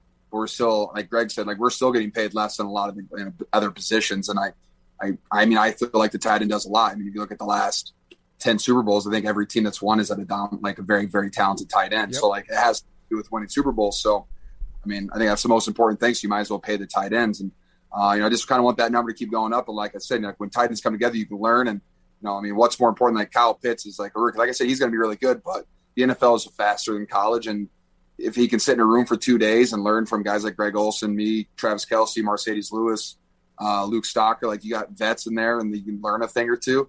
I mean, like it's just going to, take guys' career and hopefully like just on an uphill trajectory all the time doing that. It's all good. Are you going to teach a class, George, where it's like this is just how you be a beast and throw people off of you? And then just play that clip of the Saints clip where you just had like 4 Saints on you in the dome and you were just tossing them everywhere? I'm going to talk about yak, yards after catch, and I'm also going to talk about run blocking and pass pro. Those are my 3 topics. Okay. What about, do you do like a breakdown where it's just block day? Is one specific day of the week like, hey, we're just going to basically focus on the part of our game that's just throwing people out of the club today? That's, like I said, that's my, I got a 30-minute session on Friday. It's all dedicated to run blocking and pass pro. I'm going to throw this out there. Next year, we should be invited, and we should give a class on how tight ends, be the most charismatic guys on your teams, do interviews with Part of My Take, and hopefully that will help, raise your star and maybe get you a couple dollars more. I mean, I'm in for that. Okay. Yeah, it'll just be called How to Get on Part of My Take, and then you just have to write your phone number down and hand it to us, and then you can leave. And then just say something super, super, something that we can put on a headline, and we're good to go. Yeah, wear a Part of My Take shirt on Hard Knocks. Is Luke Wilson going to be there? Uh-oh. I invited him. Did you? Not the actor. No, Luke Wilson with 2 L's. Yeah, okay, good. Whew. Yeah, I was his team. We played together last year in Seattle. I invited him. Hopefully and he comes. I think he's locked. I think he's locked in Canada, right? Yeah. The borders and shit are shut down. That's true. Damn it. I think we would probably waive our no former tight end experience waiver clause if you guys wanted to come down next year. Pack your cleats, get in shape, put you through camp, and we'll see if you guys can do it. No. I wanted to show up and do a 30-minute Zoom and get paid to go to Nashville. I didn't want to do or PowerPoint. Sorry. We can do that. I didn't want to do any athletic stuff. Maybe I'll. One of the kids we can point out to one of the kids and be like, all right, you're a podcaster. You're not a tight end. Let's cut to the chase here. You're a blogger. We're scouting. You're not a tight end. We're just going to be nice to you, That'd be amazing. We forgot to talk about Charmin is also one of our sponsors, and they're sending down 2 life-size bears. Really? For Thursday. Yes, and they're going to throw toilet paper at people. Oh, my God. Okay, that's good. That's good. Really? Yeah. Dude, we're killing it. Tight end U is going to be an annual tradition. Did you guys invite Blake Bortles? Blake of the Year? He's got good hands. Yeah, people say that he would be an awesome tight end, including himself. He does have good hands. Okay. All right. I did not invite him. Think about that. All right, let's finish with this. Greg, I do actually want to talk to you about this because it was a story that a lot of people, saw online. It was very emotional. Your son, TJ, just got a heart transplant. I basically every time the videos came up, I had to not watch it because it made me so emotional. Obviously, it's been crazy time last few months, for your family. How is he doing? And what has this is a terrible question, but what has it been like? I can't even imagine. Yeah. So it's been wild. So since the day he was born, we knew prior to him being born that he was going to be born with a long road to hoe. He was in essence born with only half of a heart. So he literally only had one right ventricle. If left untreated, you die. So he had 3 open heart surgeries before his 2nd birthday. And in essence, he lived with half of a heart, which is kind of our play on why we wear these shirts a lot. And he lived with what they call a single ventricle. He had one chamber of his heart and he lived his life like that. And he was doing really well. Lived a fairly standard quality of life for the most part, had some restrictions. And then about a little over a month ago, my wife and I just noticed he wasn't himself. He was getting really bogged down. We thought maybe he was just tired. So after a few days, we took him into the hospital, and within hours, he was admitted into the ICU in heart failure. And they said his heart just was no longer able to keep up. It was failing, and there was no reversing it. And at that day, we began the process of getting him listed to be a heart transplant recipient. So he was 8 years old. He's still 8 years old. And we started that process. He was listed, and we didn't know how long that process was going to take. We were in the ICU for the entire duration of waiting for the heart. And a big reason we share those videos, and fortunate to be able to talk about it, on a platform like this, is because there's so many people out there who have these stories, right? And they're sitting in their hospital room and they're by themselves and they're alone and they feel like they're the only one in the world doing this. And we just want to shine a little light that you don't only have to share your great moments, right?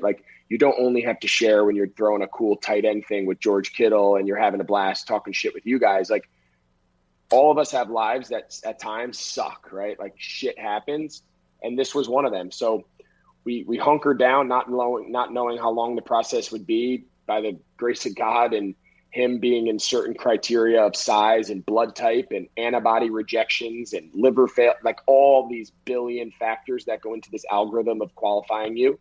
We were notified that he would be, after about a little over about 10 days, we were notified that there was a heart match. And on June 4th, TJ underwent an open heart surgery, and he came home on Wednesday.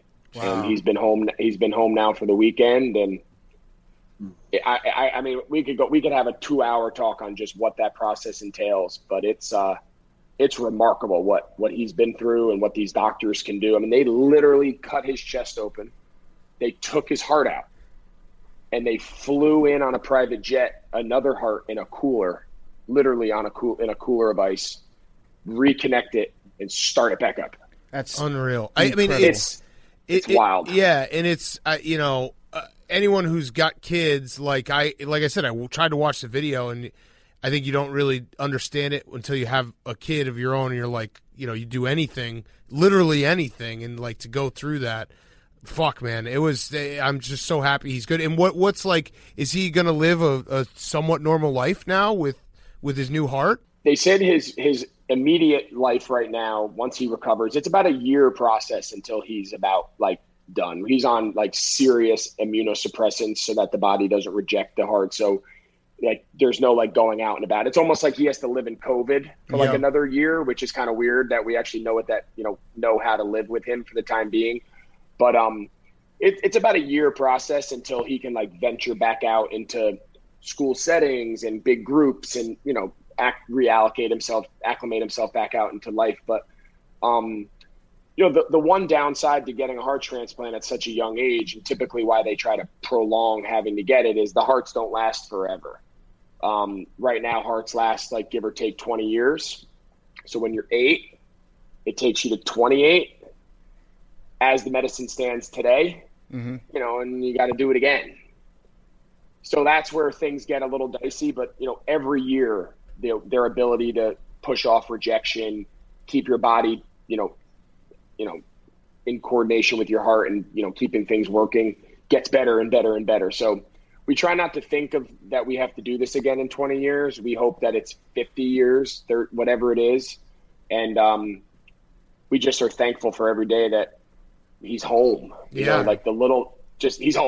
Right. And we have him, and we're going to love it every day that we have him. And, the hardest, I'll be honest with you guys, the hardest part to rationalize is like the dual emotions of getting the call that your son's life's going to be saved. Because without this heart, he's not going to be able to live.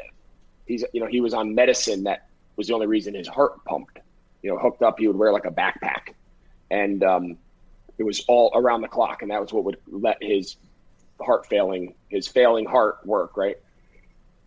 But the reality is right now in our stage of medicine, someone else has to have a tragedy to allow them to be able to donate a heart. And it's not just someone who dies. They have to die like in certain ways to make their organs ability to be donated. And it's just a really, really hard, right? At the moment you're having a sense of relief that your day has here. At that very moment in time, someone else somewhere in the country is having like their worst day ever, right? But, so it's so hard. Yeah, but it also is a good reminder that if you're not an organ donor, you should. You should be an organ donor. Absolutely. Everyone out there, like, it's a really, really important thing, and it's not, I think there used to be a time when everyone's like, well, they're going to harvest my organs. No, that's not how it works. If something tragically happened to you, you could save someone else's life, and that's like you get a story like this with TJ, and it's the best, man. It's unreal. And how about this? We don't know anything about our organ donor. They're not allowed to share any personal information. We don't know the age, the gender, the location, but they donated 7 organs. Wow. So 7 families. You start talking, eyes and liver and pancreas and kidneys and heart and lungs. 7 lives. So 6 other families like us have their, hypothetically, hopefully everything went well, have their son, daughter, husband, whatever, because of one person. Yeah, it's a super easy step that everyone can take. Just when you're at the DMV, you just check a box. Yeah. And that's all that it takes. It can be, a world of difference. Like you said, for 7 different families, that's incredible. How is he doing? Like mentally, are his spirits up? I imagine that for an 8-year-old, this has got to be, an extremely scary thing. Scary doesn't even really begin to describe it. But how has he handled this? And are his spirits good? His spirits are awesome. I wish I could show you guys. Like, my wife sent me a picture. I had to take so I brought him home from the hospital Wednesday after being there for a month brought him home Wednesday, and Thursday had to take my other son to a baseball tournament for the last 3 days in Charleston, South Carolina. So my wife and our parents and all them stayed here with them to take care. And she sent me a video of him like jogging down our driveway, like back to our house. You know, it's mind blowing with how resilient these kids are. I mean, if it was any one of us, we'd be just like pity party, negative, your world sucks. And he hasn't had a bad day. You know, he had like one moment of weakness. The morning we woke him up to take him to surgery, like the day, right? He just broke down and he's like, I don't want a new heart, Dad. I don't want a new heart, Mom. And we're like, that's, you know, they see him say that, right, is tough. The day before he's playing air hockey, right? And we said, but you don't have much of a vote, bud. You have no choice, right? So he's been unbelievable. He's home. He's happy. He wants to go for pizza. He wants to go watch his brother's baseball team practice. You know, we're like, all right, bud, we got time. We'll get there. But he's for everything that he's been through, he's doing awesome. It is true. Kids are so fucking resilient. I mean, I would sprain my ankle and I'd hand someone my license and be like, go ahead, I'm an organ donor, take it off. I'm happy we did this at the end, though, because I wouldn't have been able to handle the rest. So let's end with this. George, we're taping this on Father's Day. Did you write your dad a 20-page letter for Father's Day like he writes to you? No, I took him to Miami and I put him on a beach and he swam in the ocean all day. For 8 hours while you got your tattoo? No, he came with me to the tattoo and he just sat there the whole time. He was doing the Tight End U agenda, getting the schedule set out. Like, shout out my dad for being like, he's the G. Him and our marketing guys have gotten the whole thing done. But Rubicon Town, they should get a shout out. Yeah, Rubicon, shout out Coors Light. Peter Kaskin. That's our guy. But I just put him on the beach and for the last 3 days. Okay. It's been awesome. All right, so that's good, son. Now, he should, part of Tight End U, and I don't want to tell you guys how to do it, but it would be great if your dad wrote a specialized letter to every single tight end on their way out the door. Dude, a lot, like, for each individual person gets their own. Yes. It has to happen. Yes. If I don't get one, I'm not doing it next year. Yeah. Be like, listen, I've only known you for. Know me. Yeah, I've only known you for 3 days, but I love you like a son, and I really want to see you do the whole thing. Remember that time on Tuesday when we first met? I felt the connection. Yeah. Ari should be in charge of giving out the awards. Are you guys doing awards at the end of camp? No, I don't think we are, but that's a good idea for next year. Yeah, little like T-ball trophy awards would be funny for a bunch of like professional tight ends. Oh no, here's what you do: you give everybody a participation trophy, and you see who throws them away. Yeah, and the people that don't throw them away, they lose the camp. They get cut. Yes. Wow. Yes. That's actually. I hope you can edit that out of this, so we don't spoil the surprise, because I think we should actually do that. Yeah. And Greg, are we going to be seeing you on TV this year? You are. I'm going to be calling George's games. I'm going to be giving him so much love. It's going to be crazy. I love it. I'm going to be calling games with Fox, and I am not going to be coming out of retirement. I'm completely and utterly done. I've set a record for how many times I've broken and ruptured my feet. So I'm full-time dad and part-time broadcaster. Okay. Be nice to the Bears, because I know you're going to get some Bears games. No, I like the Bears. I once that regime left. Yeah. Like I'll be honest, when I left, like I wanted them to lose every game, obviously. But then like once they all moved on and they went to like the Tressman and all these guys, I actually thought the Bears, I'm not going to lie, I was pissed at the Bears. You want to hear a Bears story? Yeah. Yeah. We'll finish with this. So we'll finish with this last story. So last year I got cut. I was going into free agency after the Super Bowl, after the Panthers cut me, and was talking to a bunch of different teams trying to figure out, what the opportunities were and, whatnot. And I talked to Matt Nagy, called me with the GM, and we talked for like 45 minutes on the phone. And, they're asking me questions about routes and what kind of systems have you played in? Would you be comfortable with, code words versus digits? What did you do on your backside routes? What was your leverage reads? How did, all this stuff. So I hang up. I said to my wife, babe, I think they really like me and want to sign me. how cool would it be if like life came full circle and we could finish up my career back in Chicago? That would be so sick, right? So I got myself like all excited. Long story short, they were like, we don't have enough money. We don't have this. So I go and sign in Seattle. Day one of fucking free agency, they signed Jimmy Graham. Yeah. I said, what the fuck? Well, they also they paid him more than they were than I wanted. They also I think Ryan Pace was just, there was a time there where the Bears had like 11 tight ends. So if there was any tight end, he was like, I just want to talk to him. Like I want to get on the phone with this guy. So I literally said to my wife, they and again, I love Jimmy. Don't get me wrong, it has nothing to do with Jimmy. I was like, when they signed Jimmy, I was like, those guys. It was like they used me. It was like they took me on like a really cheap date, picked my brain for everything I knew, and then they just like gave me an Uber. Yeah. And like sent me my way. Not surprised. Not surprised. Nice. All right, anyway. Everyone, Greg and George, thank you so much. Tight end U is happening this week. Going to be great for charity for the kids. It's also going to be great for all the tight ends. We'll be there next year, guaranteed. And thank you guys. We really appreciate it. Thank you, boys. Appreciate you guys. You guys are awesome. Thanks, guys. Good to see you guys. The Gregs are brought to you by Shady Rays. Spring weather and longer days are here to stay, which is why you need the official shades of Part of My Take, Shady Rays.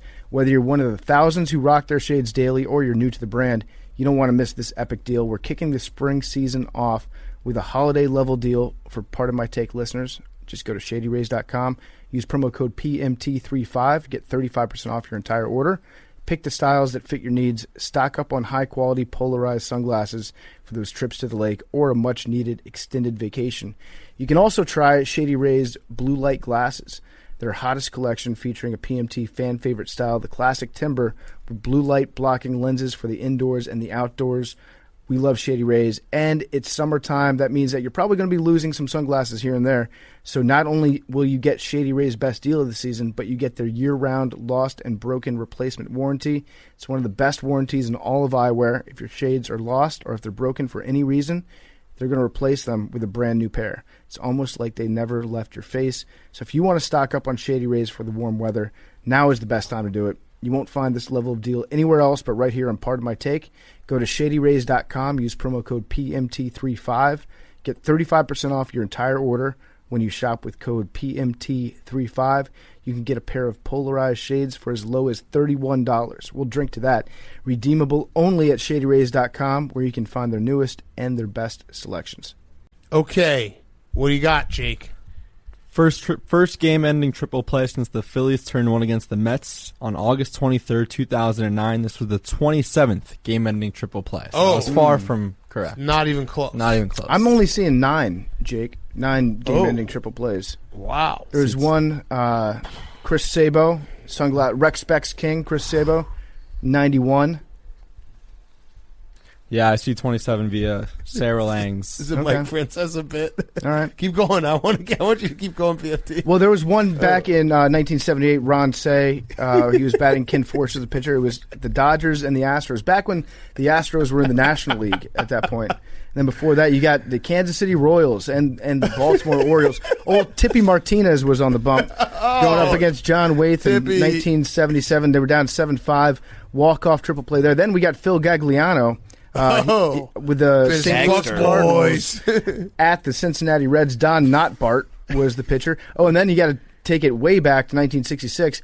Guess who was pitching in that one, Big Cat? Sandy Koufax. Little Oil Can Boyd. Nope. A little pitcher known by Tommy John. Yeah, Tommy John was twirling a gym. Recurring guest? Oh, not recurring guest. No. Tommy John, recurring guest? Dr. James Andrew. Yeah. Who fixed Kyle Schwarber's knee? Yep. Full circle. Shout out. All right. Monday reading. Yeah, so this is a little different, not really a funny Monday reading, a little bit sadder, but we do like talk about our lives on our show. This is going on with me. So this was a text that I sent to PFT and Big Cat earlier. It said, I'm talking to Dave today. Rhea already texted him and told him, so if it's cool with you guys at the very end of the show, I'll mention what's going on with us, that we're broken up, etc., and that we're cool, moving on to separate apartments and moving on for now. Obviously super sad, but probably better long term. It's tough. So, yeah. So you and Rhea we're broken up. Yeah, it's been going on for we've been kind of separated for a month.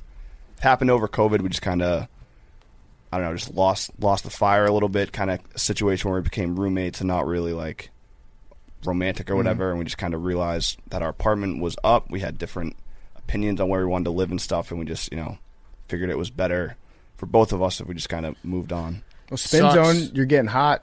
You're getting a 6-pack. Single Hank this summer. Yeah, your singies for the summer. All right, so just let's do like a couple quick questions so that way people aren't like, oh, wonder what this, wonder this. Number one, how much blame should we give Jake? 0 blame. Okay. All right. Well, I mean, this is, people. It happened. It already happened before that even happened. Okay. Question number 2: who should we be mean to? You or Rhea? No one to be mean to. It was no one's fault. It's one of those things where she just, there is a big age difference. Like I said, we took, like, this has been going on for a month. We kind of separated, and during that time I thought about it and, kind of realized, like, we started dating. She was 19, living at home by herself. I've been single, working for Barcelona and Boston on the Dixie tour. Like, the first year of Part of My Take, like, I know what's out there. I know what it's like. I've lived the life. But she's obviously, like, younger, had a tough time in Corona, and has just never really been out there. So I don't necessarily blame her for, wanting to, like, see what's out there and stuff. You're only young once. And I'm just at a place where I'm not really trying to, like, go crazy and party and have fun and stuff. I'm older and just kind of trying to relax. So very mature. Yeah, I mean, it's very sad. It's been a tough month, but I do think, I'm just happy it's not like a toxic or like dramatic ending or anything like that. So we're still we're everyone's being nice to Rhea. We're supporting Rhea. She's still a coworker of ours. We like Rhea, so it's not like that. It's this is for our younger listeners.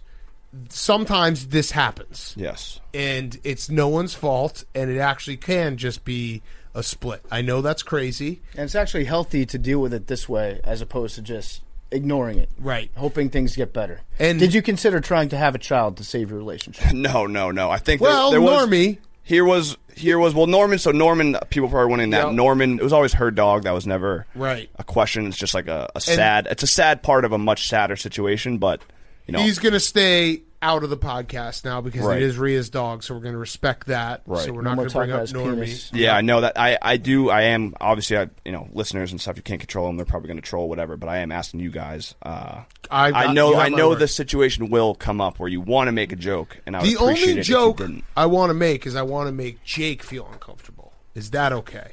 No. I mean, I don't want anyone to feel uncomfortable. I can't make Jake feel uncomfortable? No, I mean, it's not Jake's fault. I feel bad. He's going to feel terrible as it is. Yeah, he's gonna. The only thing that would feel really bad. Can I make him feel a little uncomfortable? Hank is my podcast brother. I want him to be happy. Oh my God! You hear that? Are you the older brother, Jake?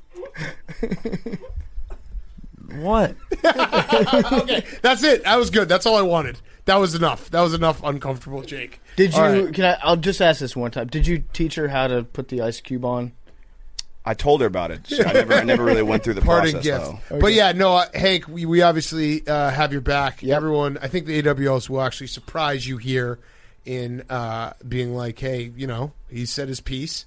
Let's all just chill out with it. But yeah, that's adults. Mm-hmm. Adult things happen. And we like Rhea. We're not going to stop liking Rhea. We love Hank. We're not going to stop loving Hank. Mm-hmm. And Jake, you're a good boy too.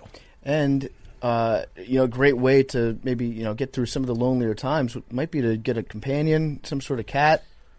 Make great roommates. Or a roommate. No roommates, no cats. What for about now. Roommates with dogs? Nope, definitely not. Definitely you not. living with Billy would actually be the meanest thing of all time. Yeah, Philly's dreams would come true within probably a week. He killed himself. Why? Because he broke up with his girlfriend? No, because he had to live with Billy. But yeah, I mean, it is sad. I obviously love Rhea still, though. We're cool. It's not, it's nothing too dramatic. I think when people hear that type of news, they're like, "Oh, what happened?" But it was more of just, it was a long time coming, kind of, and it's probably better for both of us this way. And shout out you for giving me almost a heart attack, because I think my inner dad now kicks in when you texted me in PFT last week and you're like, hey, can I talk to you guys real quick before you leave? And I was like, okay, someone died. And I was like, I sprinted. I haven't sprinted in 5 years. I sprinted to the studio from my desk. Yeah, because we don't send those text messages to each other. No, I mean, we don't. That's what it's more like. I know we don't really. We did talk about it. It was kind of a recurring thing over the years. So it was more just like for the record, because obviously, like going forward, I'm not going to be in a relationship with a dog anymore, so it's more just to have it on the record. I thought you were quitting to go to Spotify to do the Color Daddy podcast. I wish. And I walked in the room and Big Cat's, the first thing he said was, Hank's quitting. Yeah. And I didn't know if he was Give you the serious same or not. scare. For that second. No, I had the scare when he texted us. All right, Billy, you got to follow that. Billy, there was actually great feedback from Billy's recap on Friday. No, I'm serious. No pressure. I got to follow it up. Anyway, Being positive. We're Positive Vibes Only podcast. This has been a pretty heavy show, if you think about it. Oh, with the Greg Olsen. Yeah, well, the Greg Olsen, but that's the thing where it's like it has been sad, and then it's like you hear stories like that, and you're instantly like, all right, life is not that bad. Right. This could be worse. Life Everything's is going to be all right. Everybody gas up Hank. Right. Gas up our boy. Yeah. Gas up our boy. Your beard looks amazing today. Thank you, Billy. Yeah. I appreciate it. You look taller. I'm going to find something. Give me a second. You pronounced every word. You actually did better with pronunciation today than Jake did. It's a fact. Best in the Hank, office. I've always been jealous of how you're able to handle your weed. Thank you. That's taken a long time for me to get to that point. Yeah, no, I have. I've been like, that guy can blaze. If you and didn't, not be like, you can do it. Like I blaze and I just fucking lose my mind. It's the ADD. Didn't respond to my email, I wouldn't have this job. That's about you, Jake. Sure. Yeah. No, I'm thanking him. I'm just kidding. All right, I'm done. I'm done making Jake uncomfortable. That was a mistake. Thanks for pointing out my mistakes. So him responding to that email started everything, the wheels in motion. The Chinese food order tonight was fire. It was really good. One of my best. Thank you. He made it. Can you make that clip for me? I just love having Billy back. He really is like the broest. Chinese food order was fire. Yo, come on. You're really good at balance sports, too. I love having you back. You haven't Billy, crashed genuinely. in like a year? No, he crashed a couple weeks ago. What'd you call it? Balance sports. You're good at balancing on things. Well, by the way, Tony Hawk is one of the best balance sporters of all time. He is. I'm a foot-based sports guy myself. Gymnastics. Hank actually has really pretty eyes. Whoa. Hank works his ass off, too. Yeah, literally. But have you ever looked in Hank's eyes? Oh, you know what? This is actually a good time. Let's do this right now, real quick. This is also a serious thing. July 4th schedule, so we're not going to have a show on Monday. July 5th is Monday. We're not going to have a show because we're not going to do a show on that July 4th. And Hank and Liam are going to take the week off vacation-wise. No jokes. This is not a joking thing. My sister's getting married. Everyone needs some Shout time out to Maddie and Drew. Yep, everyone needs Max B. Everyone needs some time to take off, so they're going to take it. We're going to have two other guys, Youngstown Bob and Jake, are going to not our Jake, another Jake, are going to come in, Jake.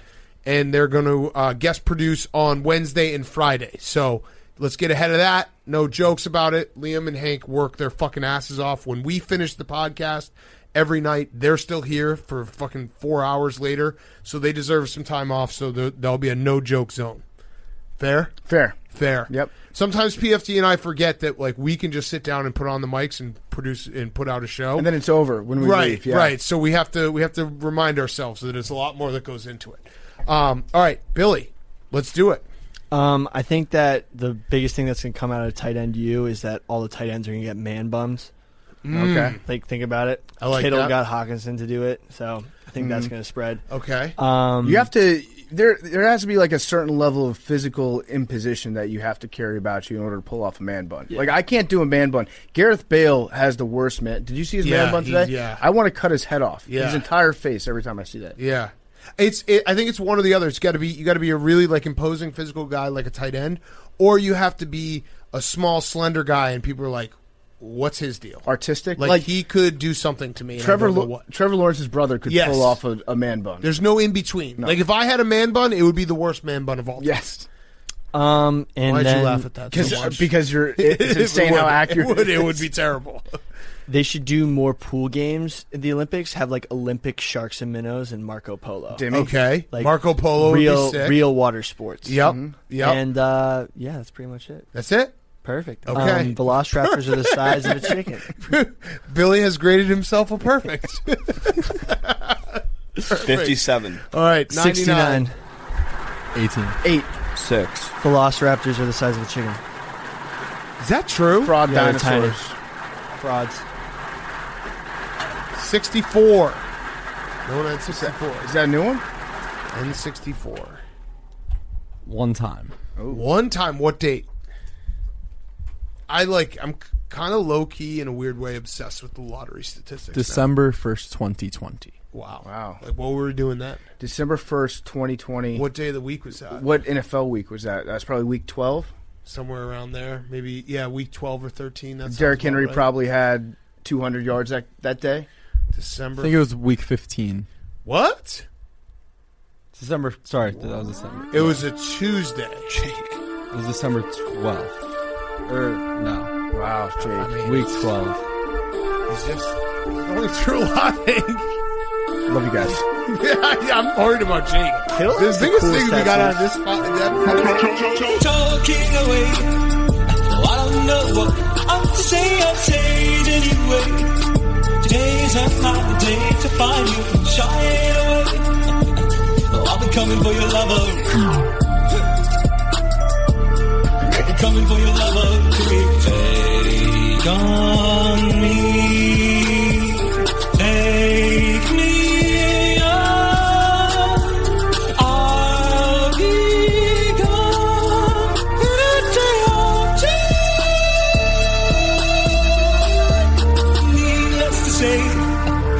Sentence, but he's stolen away. Slowly learning that life is okay. Say after me. It's no better to be safe than sorry. It's no better to be safe than sorry. Take on me. Take me.